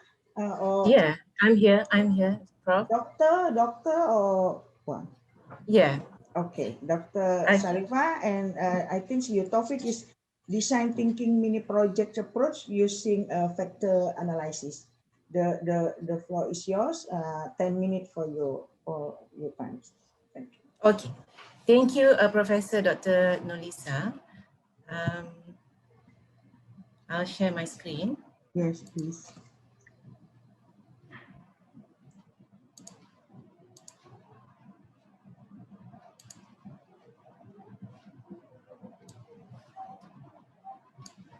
Okay. Assalamualaikum and very good afternoon to Professor Dr. Nolisa, the chairperson for today, and also to all. I'm Sharifah Zanira Setmazuki from the Faculty of Business and Management, Puncak Alam campus here in Selangor. My topic for today is a study on design thinking mini project approach using factor analysis. So my team members, Cik Asniza Osman, Siti Zara Buyung, and Muhammad Sri. All right.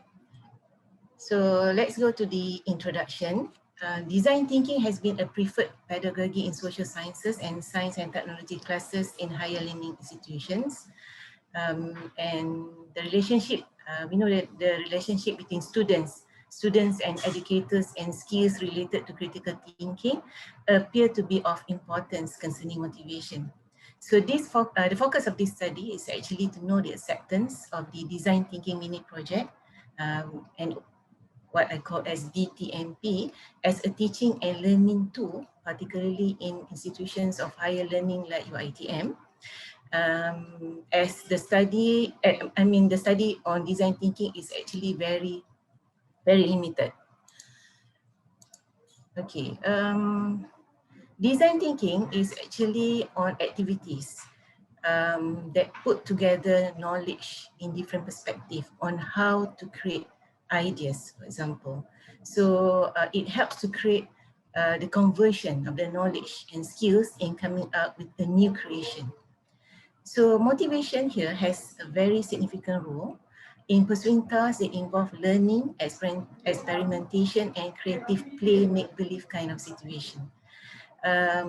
So if you look here in the slide, the design thinking mini project where this is what I've been doing for my students, whereby I will give them the materials, then they will need to undergo certain stages. They will need to do like a mini survey, then they will do brainstorming, then they will do the concept design, then they will come up with a prototype, then they will do the presentation. So you can see that students to students, educator to students, together with critical thinking skills, play a major role in this design thinking mini project. So the methodology is the respondents in these studies were the students of science and technology, or SNT students in UiTM who took technology entrepreneurship subject. So the focus, the unit of analysis of this study is the students from science and technology in UiTM who are taking technology entrepreneurship, the NT600. So the students came from various faculties. They include Faculty of Applied Sciences, Faculty of Health Sciences, Faculty of Sports Science and Recreation, and also Faculty of Architecture, Planning and Surveying. The number of students that have participated in this survey is 254. Okay, so the findings, the table shows that the measure of sampling adequacy is 0.945, exceeding the recommended value of 0.50 using Kaiser-Meyer-Okin. So I've done the factor analysis. So this shows it has a great value. The statistical significance of 0.00, and it ranges from the Cronbach's alpha values for all dimensions range from 0.85 to 0.92, which exceeds the minimum of 0.6. Okay, recommended by Head et al. 2006. So it is deemed reliable. So the factor loadings for the scale items, so there are 3 factor loadings that can be categorized into passionate, number 1, number 2 is assistance, number 3 is guidance. So what is actually mean on the passionate, assistance and guidance?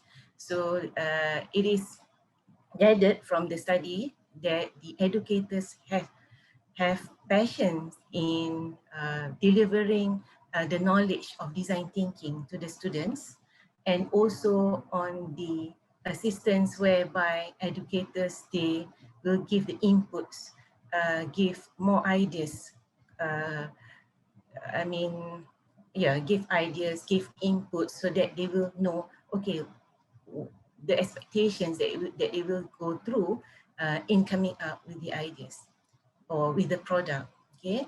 Next is on the guidance. Before this design thinking um, mini project before it is being done, so students need to go to, they need to be guided whereby there's a proper guideline. For example, like they need to discuss, then they need to do market survey, they need to go, it's a real market survey. It's not just like a play make believe, no. They need to go outside, out of their classroom. Although they need to, just do or just interview like their lecturers, students, whoever they came across outside of the classroom, or maybe the, let's say the cleaners, for example, whoever that they met, right? So they can gather all the information and they go back to class, return back to class, then they will sketch, okay, whatever the materials that they have gathered before, right? So I will give them like an example. Okay, today you will do like a smart luggage, for example. I will bring all the materials. So with the materials, with the very limited materials, they need to come up with a prototype. Okay, so this is one of the assignments that they will do in the future. Okay, right. So the conclusions and recommendations, the results suggest that educators contribute to the students' learning environment. Thus, DTNP has an impact that encourages students to express their ideas with guidance from the educators and market survey. Okay, so it shows that educators are very passionate with their work because we have a team. We have 4 of us, so we have 4 of us who have actually distributed the surveys to the students. So we want to know how are they going, their response from this design thinking mini project. So it showed that they felt much appreciated to the educators. They are attached to educators, whereby they can learn something new in creating a new product, for example, or an invention or an innovation, right? So DTNP has a direct relationship with educators and learners, and the factor analysis showed that 3 groups have been produced: passion, assistance, and guidance. These 3 factors generate the students' creative thinking skills and motivation to learn and apply what is being taught. Yeah, I think that's about it. Thank you very much.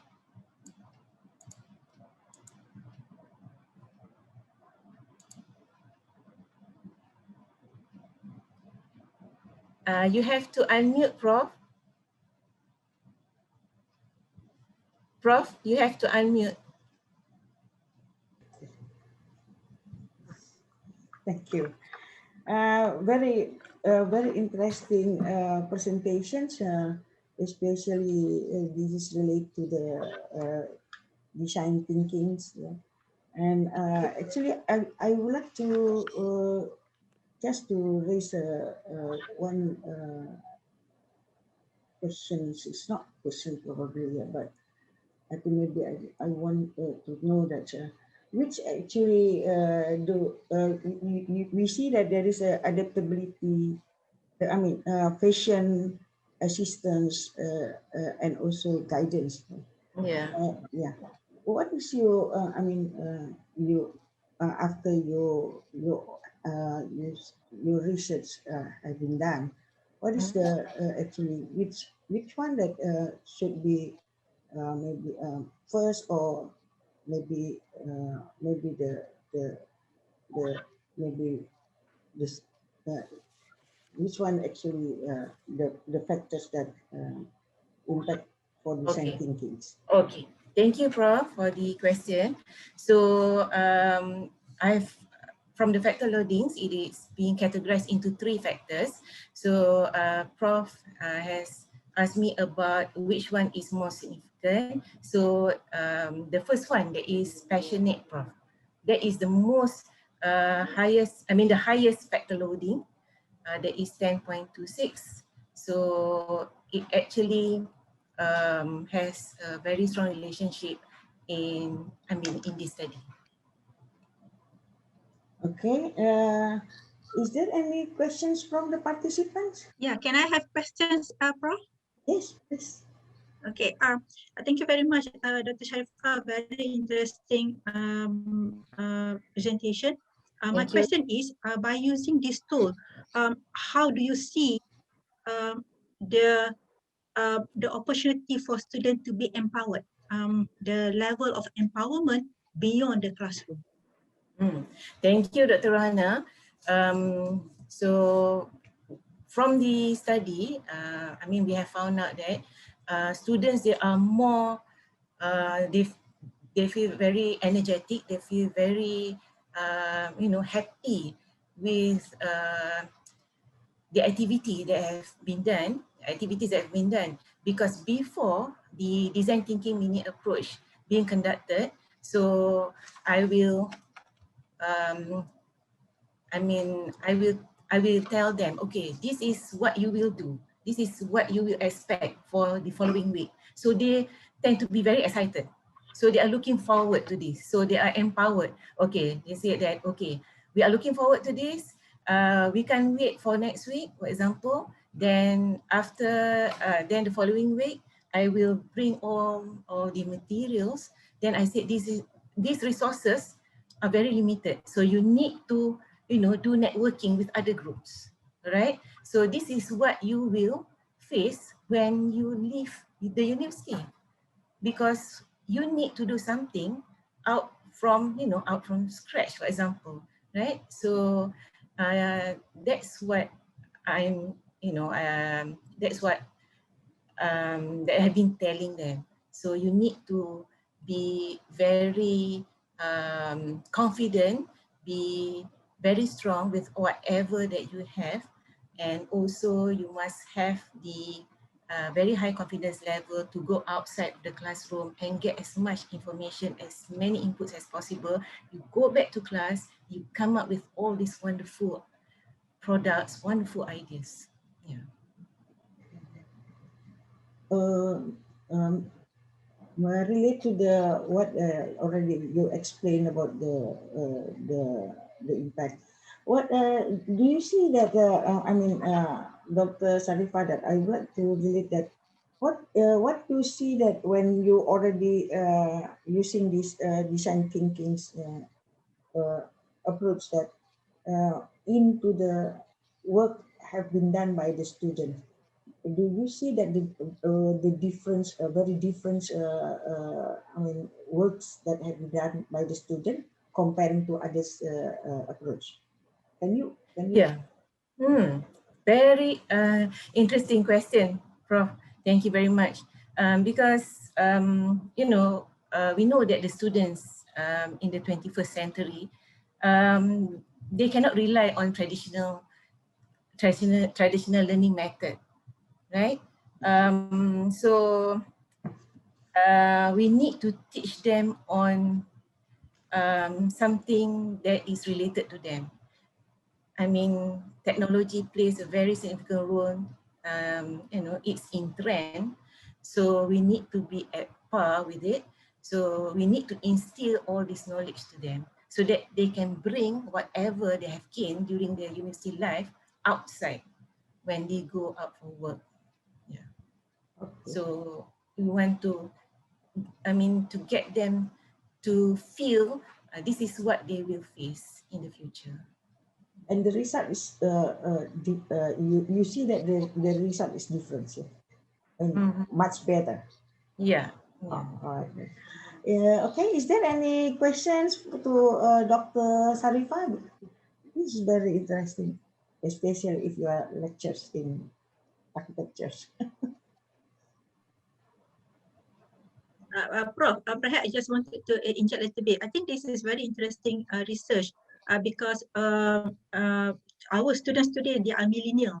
They do not listen to our lecture 100% anymore. We need actually to blend with activities. And this is another, I think, this is another fantastic concept that Dr. Sharifah had done. That lecturers, we can actually promote our students to be creative using their own effort and not 100%, no more one way direction. It has to be two ways. I think a fantastic presentation, fantastic idea.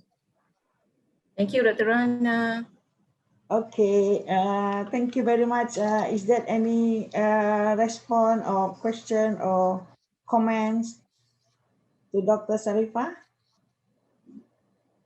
Okay, thank you, Dr. Sarifah. I hope that Thank you again, Prof. You will continue the research because this research is very good and relate to our works. Thank you, Prof. Thank you.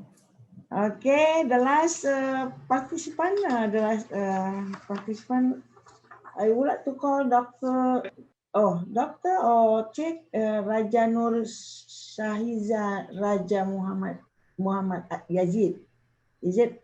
Yes. Is that right? Oh, all right then. And all the teams. With the topic is actually methodology framework for Sahiza's daylight rule of thumb for Islamic religious school.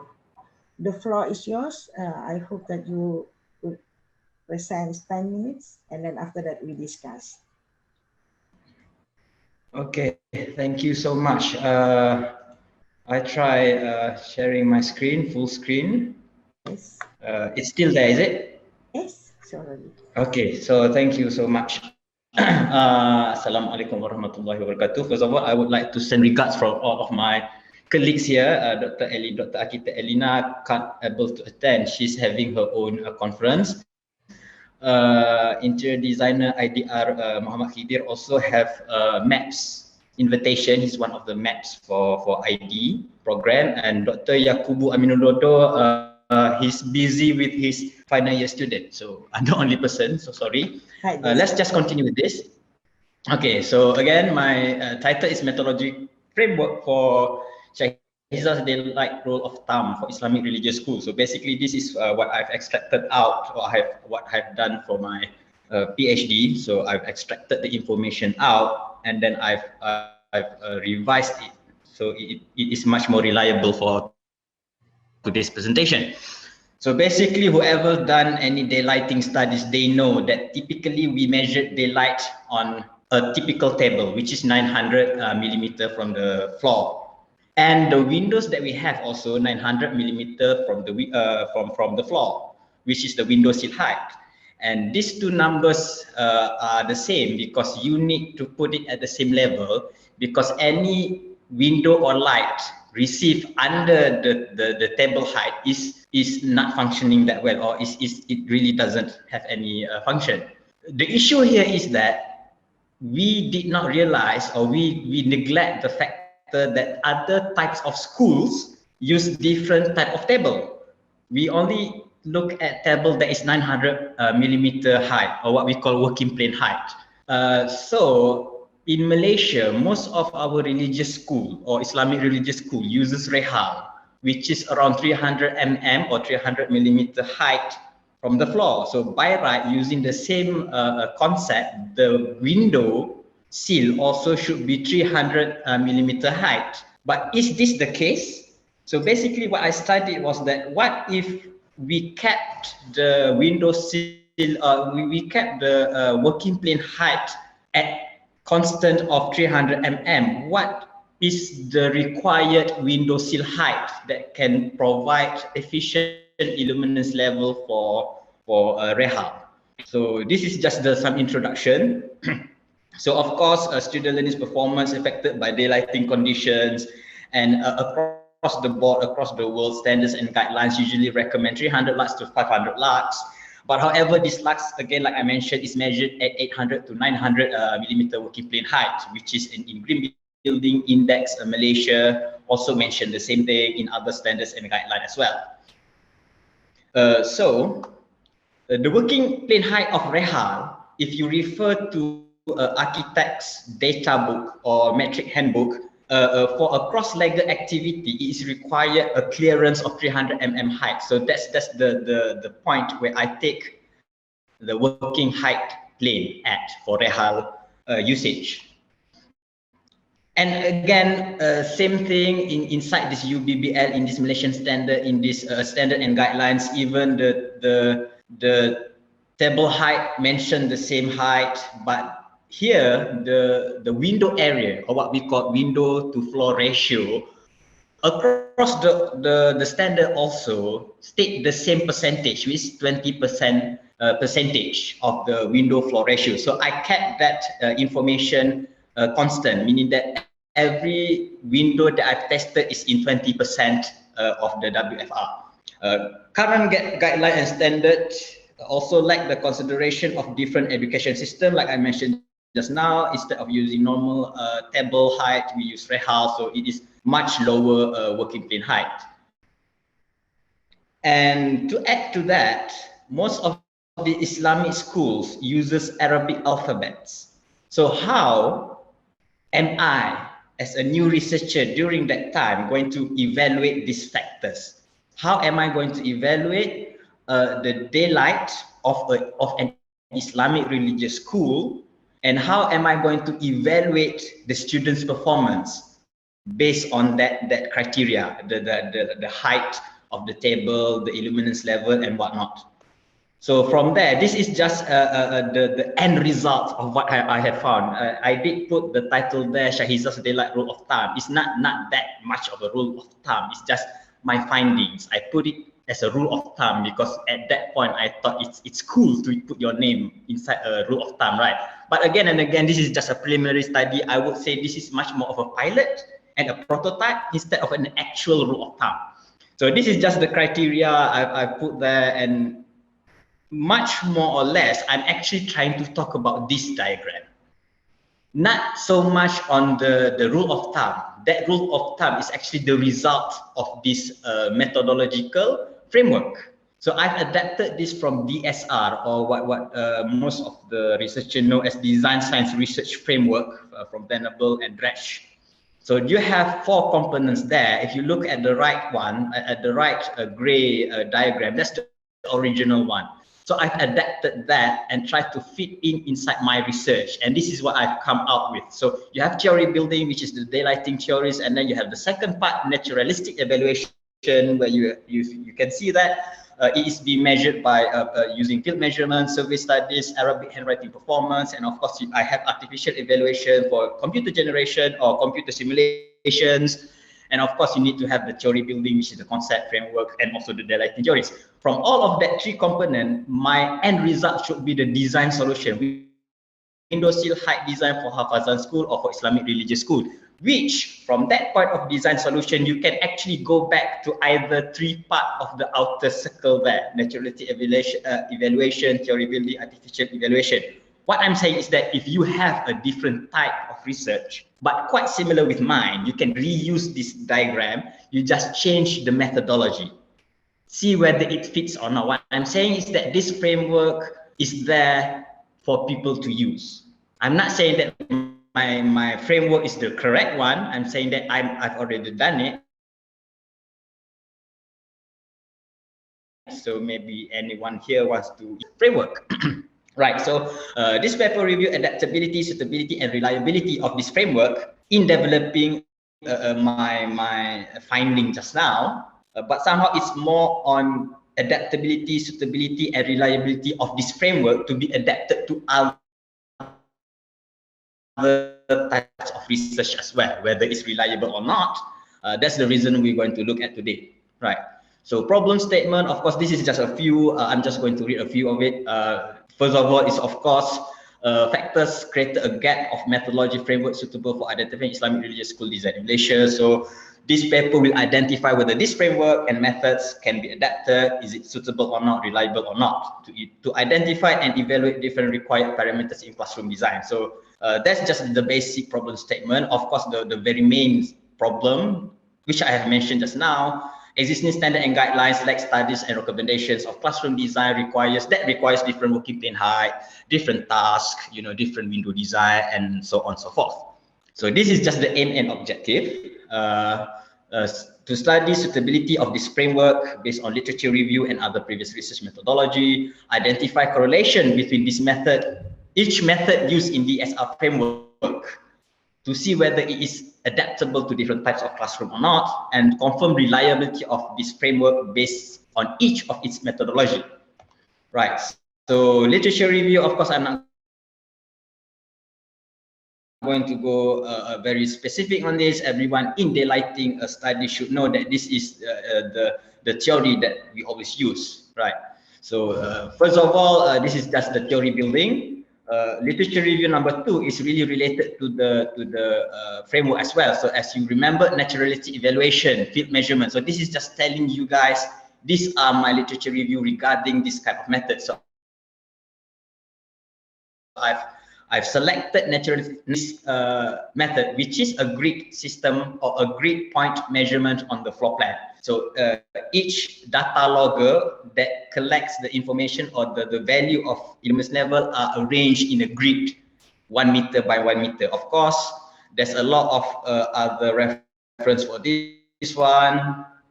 Going to next, one of the most critical one for me personally is survey studies and Arabic handwriting performance. So basically, to evaluate whether the daylighting is okay or not, the students are required to do a task.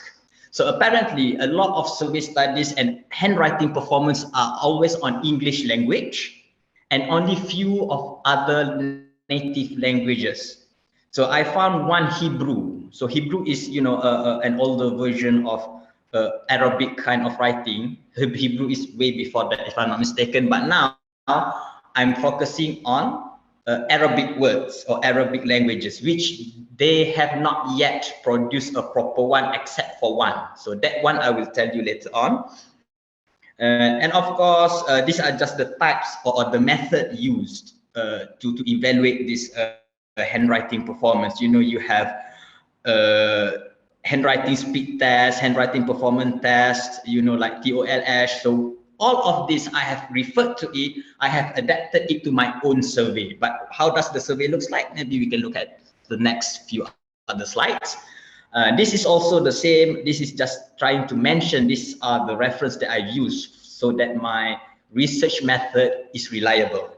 Just for the research method, not the whole research yet. So again, like I mentioned, other than English language and alphabets, Hebrew and Arabic language also have the handwriting assessment tool, which are limited. So Hebrew handwriting evaluation is for Hebrew language or Arabic, but there's another one which is called Balsam Al-Abdul Qadir Iyad eye chart. The original version by Dr. Balsam was for reading, not for writing. So I've taken that eye chart, I've contacted her, and then she's mentioned, yeah, I can use it, but I acknowledge her work and all that. I've modified it, and then I've used it for my own research. And literature review, artificial evaluation, this is just telling you that I've used integrated environment solution visual environment, what we call AcE-Bs2021KotaBharu, and others are just a reference to it. Simulation. So now we go to the methodology. So this is where the critical explanation is. So first of all, we look at naturality evaluation, field measurements, survey study, Arabic handwriting performance, and so on and so forth. So basically, all the students that selected age is between 13 to 17, because at that age, they can actually perceive what they see and they can explain it clearly. So if it's lower than 12, they know it's too bright, but they can't explain that perception or that feeling. So age group is important. Of course, the guideline of 2.5 meters square per student. So the case study that I've done only can fit 24 students using the same basic standards and guidelines. The time that I took this measurement is between 10 10 a.m. to 11 a.m. because that's the time where people are quite aware of the surrounding. They are quite alert, and of course during that time as well, daylighting is efficient. So this is just another slide that explains what kind of survey that I've done. So basically, of course, survey I've put it, or I've adapted it into Likert scale. So this is just an example. So not many questions have been used. I mean, I've developed this questionnaire. I think I have like 20 questions, but when I've gone through SPSS, I've referred to experts and all that, I have reduced it to only 5, which are really related to what I'm going to do in the next step, which is the Arabic handwriting performance. So the first section, the section 2 there, you can see just a question on the perception. Is the room too bright? Is it the size of classroom window okay or not? Amount of daylighting in classroom, is it too high or is it too low? The second section is actually after they have written the task, which I will again show you later. After they have written that, and then we ask again in the questionnaire whether you can read the eye chart clearly or you can rewrite the eye chart clearly, just to see the relationship between the first questionnaire and the second questionnaire, to see whether it's related or whether it's correlated or not. So now I explain a bit about the Arabic handwriting performance. So we give them this Arabic handwriting chart or Arabic eye chart. They will rewrite the chart and they will keep the time of that task. If they finish it in 1 minute and they will write there 60 seconds. If they finish it in let's say 5 minutes and then they need to convert it and write it in seconds, just to see how long does it take the students to write or to finish that handwriting performance. Why? Because then we can relate back to the Illumines level that we measured early on. If the student's performance is low or the speed is low, meaning that if the speed performance is low, means that the daylighting or the Illumines level is not suitable. So a direct correlation to that. So of course the bar chart, the modified bar chart that I modified, made up of several words or sentences that were built in the same way as the fox jumps over the lazy dog. So this research has been done by Dr. Balsam. She knows that her words on that eye chart is following certain standards. So I just reuse it again. I did not change the words. I just changed the shape of that chart. So this is just other informations there. If you want to refer, you can ask me later on. So this is the example of the modified Balsam Al-Abdul Qadir Liat chart. So again, the students are required to rewrite whatever they can read on the left side to the right side, and then they need to record the time. And the time will be recorded will be based on word per minute performance. There's a formula and calculation. I can't remember whether I put it in here, but if there's any question on that, you can ask me later. And afterwards, after we've collected the Illumines level, collected the survey, and also collected the students' performance mark or value, and then we try to test. From this naturalistic evaluation information, we know that there are certain things that is acceptable and not acceptable, especially on the physical form of the classroom. And from that, we did a modeling inside the ISVE just to test which height of window sill that is suitable for working plane height at 300 mm. So this is just the parameter. You can set it inside the IESVE, and then by right, you will get closely resemblance to an actual simulation. So how does it look like, right?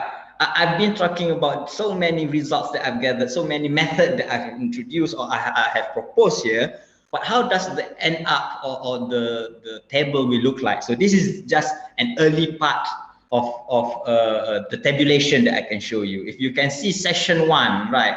So the red line is average performance, which is the word per minute value, and the blue bar is actually the average Illumines level. So you can see here there's a correlation. Once the average illuminance is higher, students' average performance gets lower because you can theorize that here the students can't write properly because glare, too much of a lux, even though it is still within the range of 300 lux to 500 lux. And as you can see, even lower than recommended 300 lux, the performance is higher than average performance by their age. Just for your knowledge, average word per minute for students aged 13 to 17 is between 13 to 14 WPM. So they actually perform higher than those average. So we assume that this is the actual accepted illuminance level by students. And we need to understand that students' eye or younger people's eye are different than us, older person, because their eyes are still fresh. They have not yet been influenced by our lifestyle, by their lifestyle and all that. So this is just a bigger general view of research that I've done. So as you can see, there are correlations there. If you look at the graph, if the lux goes up and then the performance goes down, but there are certain graph that really bear a question whether the correlation happens or not in this particular area. But if you can see at the much more controlled environment or in the early part of the research, you can see there's a correlation. So we, as a researcher, we assume based on this result that there's a correlation. Again, this research that I've done, I'm not saying that it's the most perfect one. If you have found any fault, anything that you can improve based on this research, go on. That's what researchers do. So by the end of the day, these are just the result of the simulation. As you can see, I've only taken the center part of the illuminance average, because this is the sitting area. Of course, 2 meters from the side window is not calculated, since this is the what we call the margin of daylight. And of course, this is the height of the window. So basically, after I've tested using this simulation, I found out that to achieve illuminance level between 300 and 280 or below, basically the window sill height should be around 300 to 500 mm only.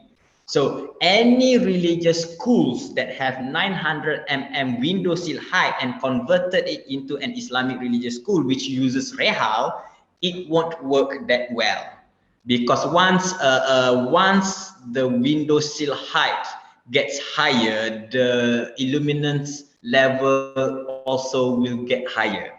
If I'm not mistaken, the simulation recorded like up to 600 lux if the window sill height is around 900 meter, if it is measured at 300 meter of this rehal height.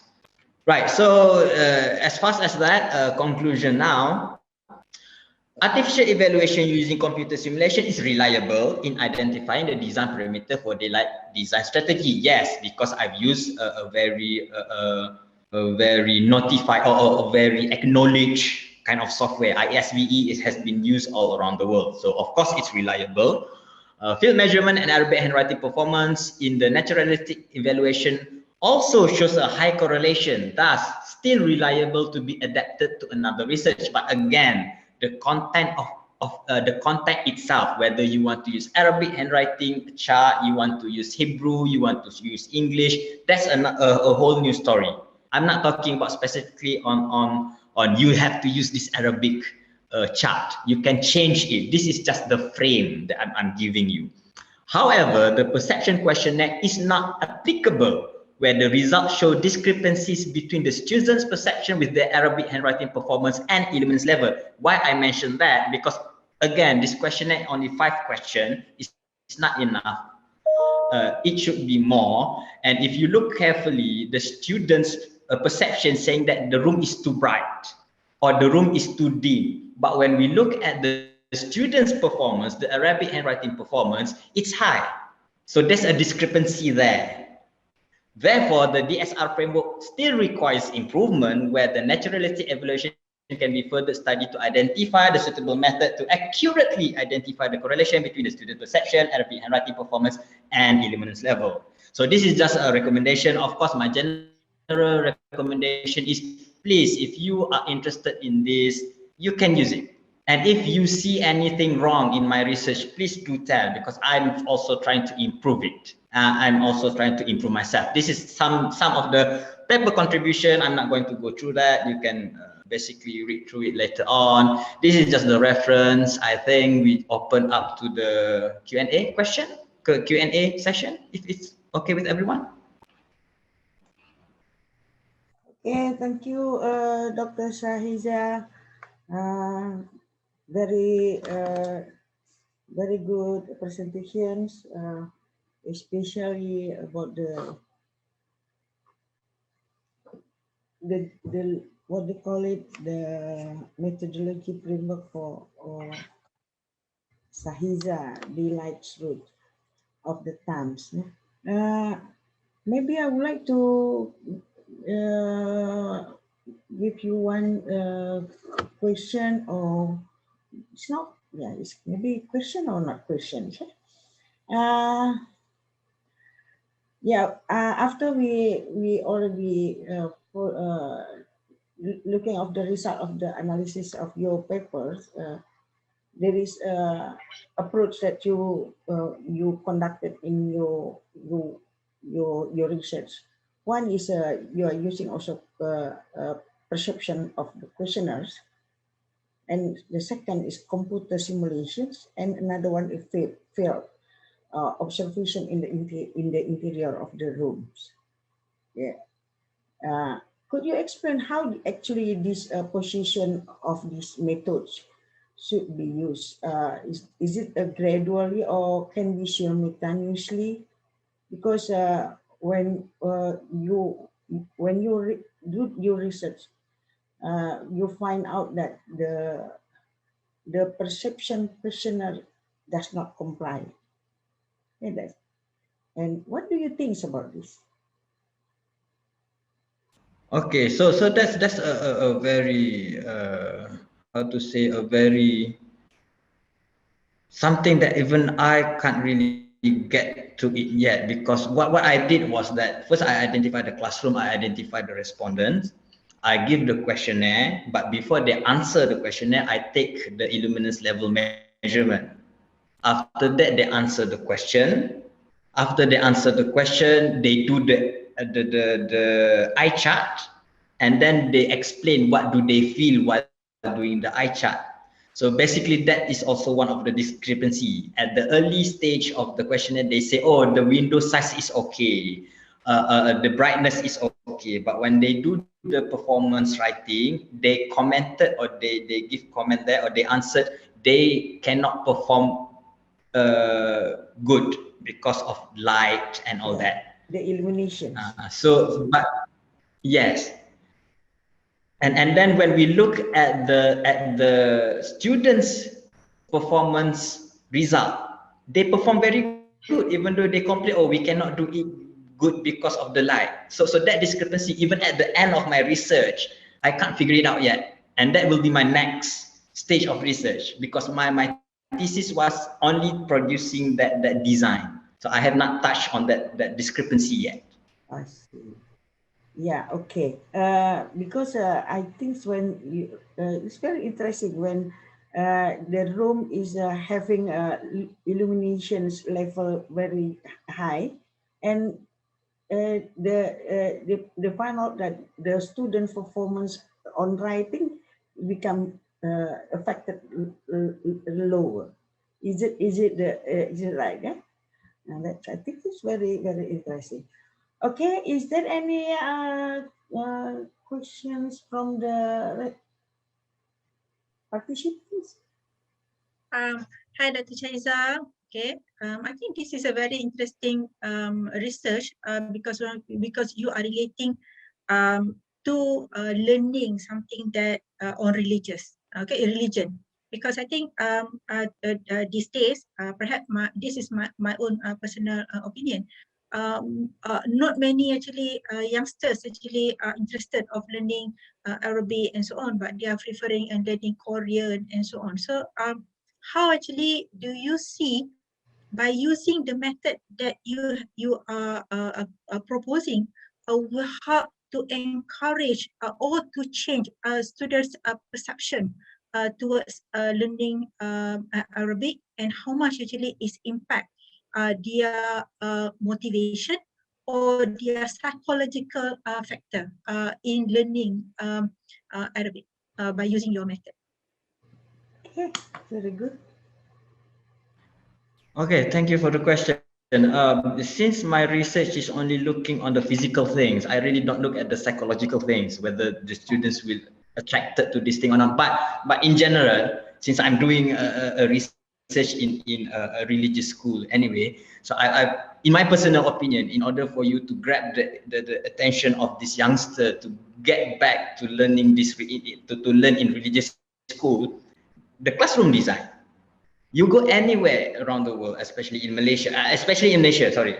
If you go any school in Malaysia, you seldom see schools that really adapted this creative and interactive kind of classroom. I mean, as a researcher, we know we have the semicircular classroom arrangement and all that, but you seldom see that. But if you refer back to a religious school back in the days, Seljuk dynasty and all that, they still adapt that semicircular because our boys is like that.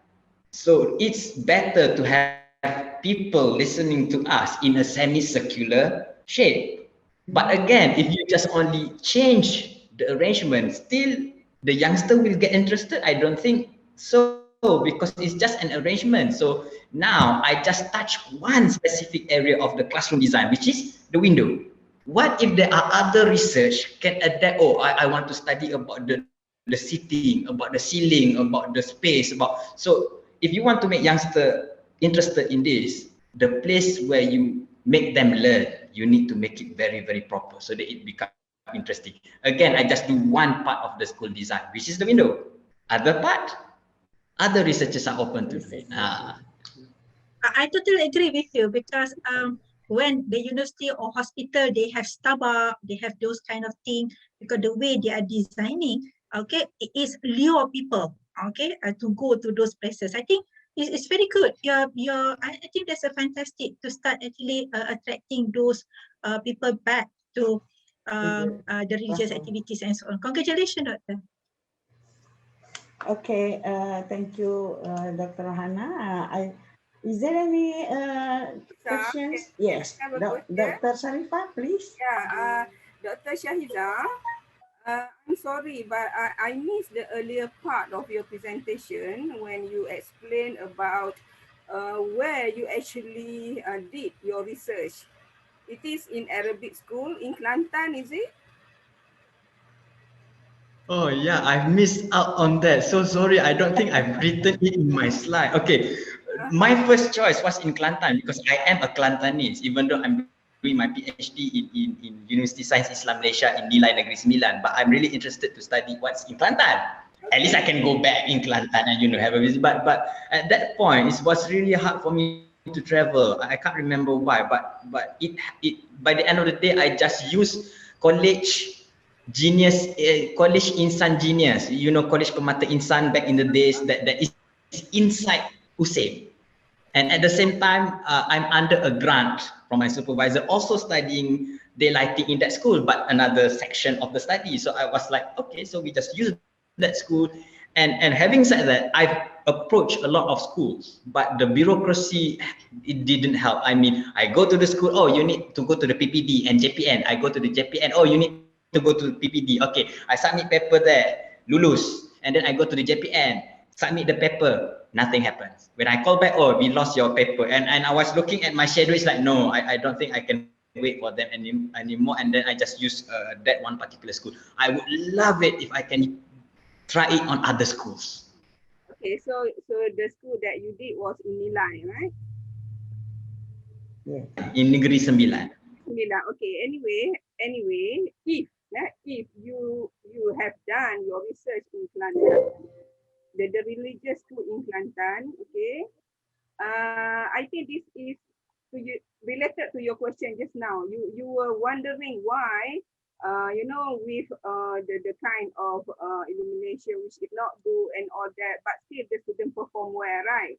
But just to give an idea, the religious school in Kelantan, especially if they are the ones which are bantuan, sekolah agama bantuan, sekolah agama rakyat, with known as agama rakyat, the physical conditions of the schools are actually, how would I say, very bad lah. Okay, the infrastructure, the physical condition of the school. Okay, and for the students, they have been told all the while, they have been told that their schools are, not having good infrastructure and all that. So that's why they always complain. As you said just now, the student complain that the window size is not right and all that. Yeah, they complain. But at the end of the day, because they have been so used to the condition, right from the first day of their, registering at the school until they finish schooling. So actually, they have become, sort of, they are getting used to that condition. They can still learn under whatever condition, and they still perform well. So I don't know, maybe you could include some other factors in your research, to explain that, the findings that you have in your current research. Okay. Hello. Hello. Thank you so much. Because I have the same thing in my head when I was doing PhD, because I want to take all this factor, colors of the space, height of the space, but then time limitation, and my supervisor advised me just take one particular area and then focus on that. If you want to have another factor, study, and then after I've graduated, I'm going to do it. And to be honest, I also applied few internal grants expanding this research, but as a young lecturer, usually it's hard to get this grant. But luckily, where I'm working at UNIMAS, they have this called pilot grant for young lecturers. So only young lecturers or new lecturers can apply. So hopefully I get that one. But apparently it was not this topic, it was different topic, but still daylighting, but more towards indoor plants and daylighting. So, but I really wish I can further more study on this religious. You should, because the Arabic school in Kelantan, the students perform really well, but the physical conditions of the school are really bad. Oh, okay. okay. So that is something for you to study. Yes. Yes. Okay. I'm sorry if I'm allowed to add, Madam Chairman. Yes, Tenora. Okay, I don't want you to see my face because I am doing other work in the meantime without to do. Right, So okay, no okay, I just wonder, Dr. Shahiza, the finding that you state was only on lighting, but I know there are so many co-founding factors that affect the students' performance, like what Ms. Puan Sharifah said just now. They still did very well, regardless of the bad infrastructures in Kelantan. So I think there are things that you have to look, in the general view, not just on the lighting. Maybe in Korea, in Japan, this simple. I mean, this is where they have a very high class of infrastructure. Maybe this affect them, this affect them. But for us, maybe we have so many things, other things rather than China only that affect the study. So we have to defend on this. Okay, all right. Thank you so much. Okay, thank you, Cik Noria. This really reminds me of my thesis defense. The same question has been asked, but being a young researcher at that time, I answered my answer was I evaluated the daylighting and students' performance just to see the students' perception of the daylight or the effect of daylight to students' eye performance. So when a panel asked me that, I answered was I'm not evaluating the IQ of the students. I only evaluated the result of the effect of the daylight on students' end product. not even the writing chart is not to evaluate IQ, just to record the time to see whether they can do it fast or slow. But again, I agree. I still want to expand it to other factors like maybe technological things, psychological things, color, material. But I still have not given that chance yet. Okay, I think all this comment is very good because of the to enrich your research, but maybe because of you are now doing your PhD. Are you doing my research was on my PhD? Yeah. Okay. I've finished it like last year. Okay. That I think after you this research, maybe you will hopefully that you could continue with other research that already discussed it with all this input from the participants. I think that's a very interesting because like when physical school very bad, but the student performance very good, and then that's also interesting view. Okay, is there any question from the participants? If there is no others, thank you very much, Dr. Sahiza. Hopefully that I mean your research is very interesting, and hopefully that the research very successful. We already success following the 5 presentations. Thank you for all the presenters and all the active participants for this session, this morning session, and I hope that we get a lot of very good knowledge on the